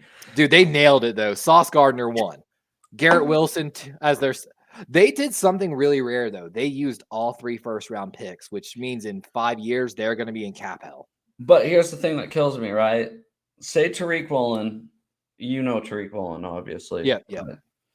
So, say Tariq Woolen. He was drafted. Where was Sauce? 5th overall? 4th. Okay, Tariq Woolen's 4th overall, plays in New York, has the season he has. Sauce Gardner, 5th round, plays how he did in Seattle. Who's winning Rookie of the Year? Tariq Woolen. Dude, Sauce just now say his name. Say his name isn't Sauce. Say it's a mod. Say it's a mod Gardner. His name isn't. No, let me put this. When I watched the draft, I was very critical of Sauce because I'm like, he's from Cincy. First of all, the level of competition, and of course they're like, he hasn't given up a touchdown. Now there's a cornerback actually coming out, I think, from Maryland that hasn't given up a touchdown in their college career, just like Sauce. Yeah, I saw that. But I didn't really buy the Sauce hype until I started watching him play in New York, and then I actually saw how good that kid is. Now let me be clear though, Sauce played a little better. But you got Tariq Woolen for a 5th round total 153rd pick. For value wise, Tariq's worth more value. But I have Sauce is like Darrelle Revis 2.0, but bigger and faster. Like, yeah, but Woolen's like Sherman 2.0, but bigger and faster. Not bigger, but faster. Yeah, I didn't realize he was 6'4" too. My God. See the jersey behind me? So that was after the Jets game this year. He came up and signed that for me. I sit right next to the Seahawks tunnel. Yeah, that's the best place to. Yeah, 6 interceptions, tied first for the season. Like, what it is like is also the difference in the systems, and I think it's also part in like Sauce plays in a man-heavy system, while of course Tariq. Well, actually, y'all play 3-4 now, so y'all switch. I feel like a good bit. We're cover 3 base. Okay.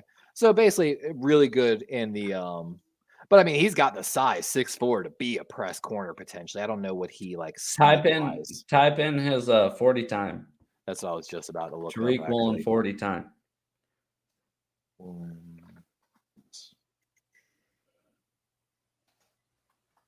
I can type today. You'll be impressed. Or 2. Ooh, I am impressed. Yeah. Yeah. That's definitely nice. Wonder what his I was trying to see if it had his 3 cone drill and all that too, or his 10. He was. I'm sure it was pretty high though. Whoo! Yeah, that's elite speed right there. That's one of those ones. I feel like if he given a little more time, Tariq can really, really possibly pass. That was the same with Sherman. Sherman was a 5th rounder, right? So in 2012, he was a 2nd team All Pro. Sherman wasn't voted to the Pro Bowl. And see, the reason Tariq Williams didn't go because the level of competition. College UTSA Roadrunners, never even heard of it, bro. And that's why the level of competition. I get it. It's kind of hard. Wonder if he went to the Senior Bowl. I know the Ravens. The Ravens love Senior Bowl players. Like, we really do. Man, Yeah, and then so opposite Tariq Woolen, we have the cornerback who won the Kobe Bryant, right? yeah. He was opposite of Sauce in college. Yep. I've seen there's quite a bit of Cincinnati players coming out in this draft. Yeah, it says he had a 58.9 coverage grade, but like it talks about here too, though. Dude, you've got two young rookie corners. Like you're set for the next 4 to 5 years at corner, essentially, which is not something a lot of teams can say, and that's a luxury to have. Like, I just wish we were younger at safety. you know what, though? This is going to be a really good safety class. There's going to be a lot of safeties in free agency. And I think, too, because the draft class, the safeties aren't as elite as we're seeing this year. I've seen a lot of talk about moving the cornerback Branch from Alabama, moving him to safety, actually. I saw him listed as a safety, so I saw that, too. And I was so confused about that for a minute. But, I mean, it works, I guess. God, man, looking at these draft classes makes me upset. Just 2017 pisses me off. The 2017 draft. Oh yeah, I just look at it. It's insane. But anyways, man, I think I'm gonna hop off. Is that cool? Yeah, man. I think we had a great chat about everything. Honestly, we covered a lot today. How deep are we in this? Like almost 3 hours. Yeah, exactly. I'm sure my girlfriend's ready to go eat some dinner. Yeah, my wife's waiting. But happy yeah, wife, I'd love to do life. this like every week with you. That'd be cool. Yeah, if you're down. I'm down, man. I'm down. Just let me know kind of what you want to talk about each week if you can, and I'll always do the research. Definitely, I'm down. Sweet, man. Well, thank you. I definitely appreciate it a lot. Yeah, it was fun, Joe. I appreciate it as well. Are you aiming for like Monday next week or? Yeah, we can do something like that. Let me know. I'm a heavy equipment mechanic in the field, so it's like, yeah, I work on heavy equipment. So I work right next to the Seahawks stadium every day. So that's really cool. Yeah, which is awesome because the pro shop's right there. I mean, I'm trying to figure out how to work for the Ravens. Yeah, I don't care how, man. I want to get in that scouting department. I have like over 100 Seahawks jerseys. I'm a huge fan. Really, all I know is if we play y'all, we gotta get up. I'm trying to go to the combine next year too, legitimately. No, we should. Who's the Seahawks opponents this year? Let me look up. I don't think we play the AFC North. I don't think we actually might, because I thought we played the Browns. Let's see. Ravens officially announced 2023 opponents. Dude, what? We do play y'all at M&T Bank. Y'all come to Baltimore this year. Rip. I wish it was in Seattle. Fucking yeah, we got the loudest stadium in the NFL. So of course we travel to San Fran and Los Angeles. Yeah, if it I'm actually looking. I'm definitely going to Green Bay this year. We don't even play Green Bay, but it's on my bucket list. I want to go to Lambeau too. The reason I'm doing this whole thing, to be completely honest, is I lost my dad about 2 years ago, and or actually not even a year and 3 months ago. And he always wanted me to work for the local radio station doing Seahawks stuff. And it's a bitch to get in. And it is. I make a decent amount doing what I'm doing already. There's no way I can quit my job. And I get you on that 100%. Unless you have like either years of experience or the sports marketing broadcasting degree, and all that. Like it's such a bitch. I'm happy doing this. This is fun because I go to work Monday through Friday, sometimes Saturday. And I tell my girlfriend, if I could make my money doing this, nothing would make me happier than covering football and being able to make a living, basically. Yeah, exactly. So my dad always wanted me to do it. I mean, he took me to this is the first primetime game I ever went to. Oh man. Yeah, that's 2005 against the Texans. We've blown them out. But jerseys. So from 05 through 2011, I went to every game with them. Wow. And then my dad had a stroke February of 2012, right after the Giants beat the Patriots in the Super Bowl the second time. And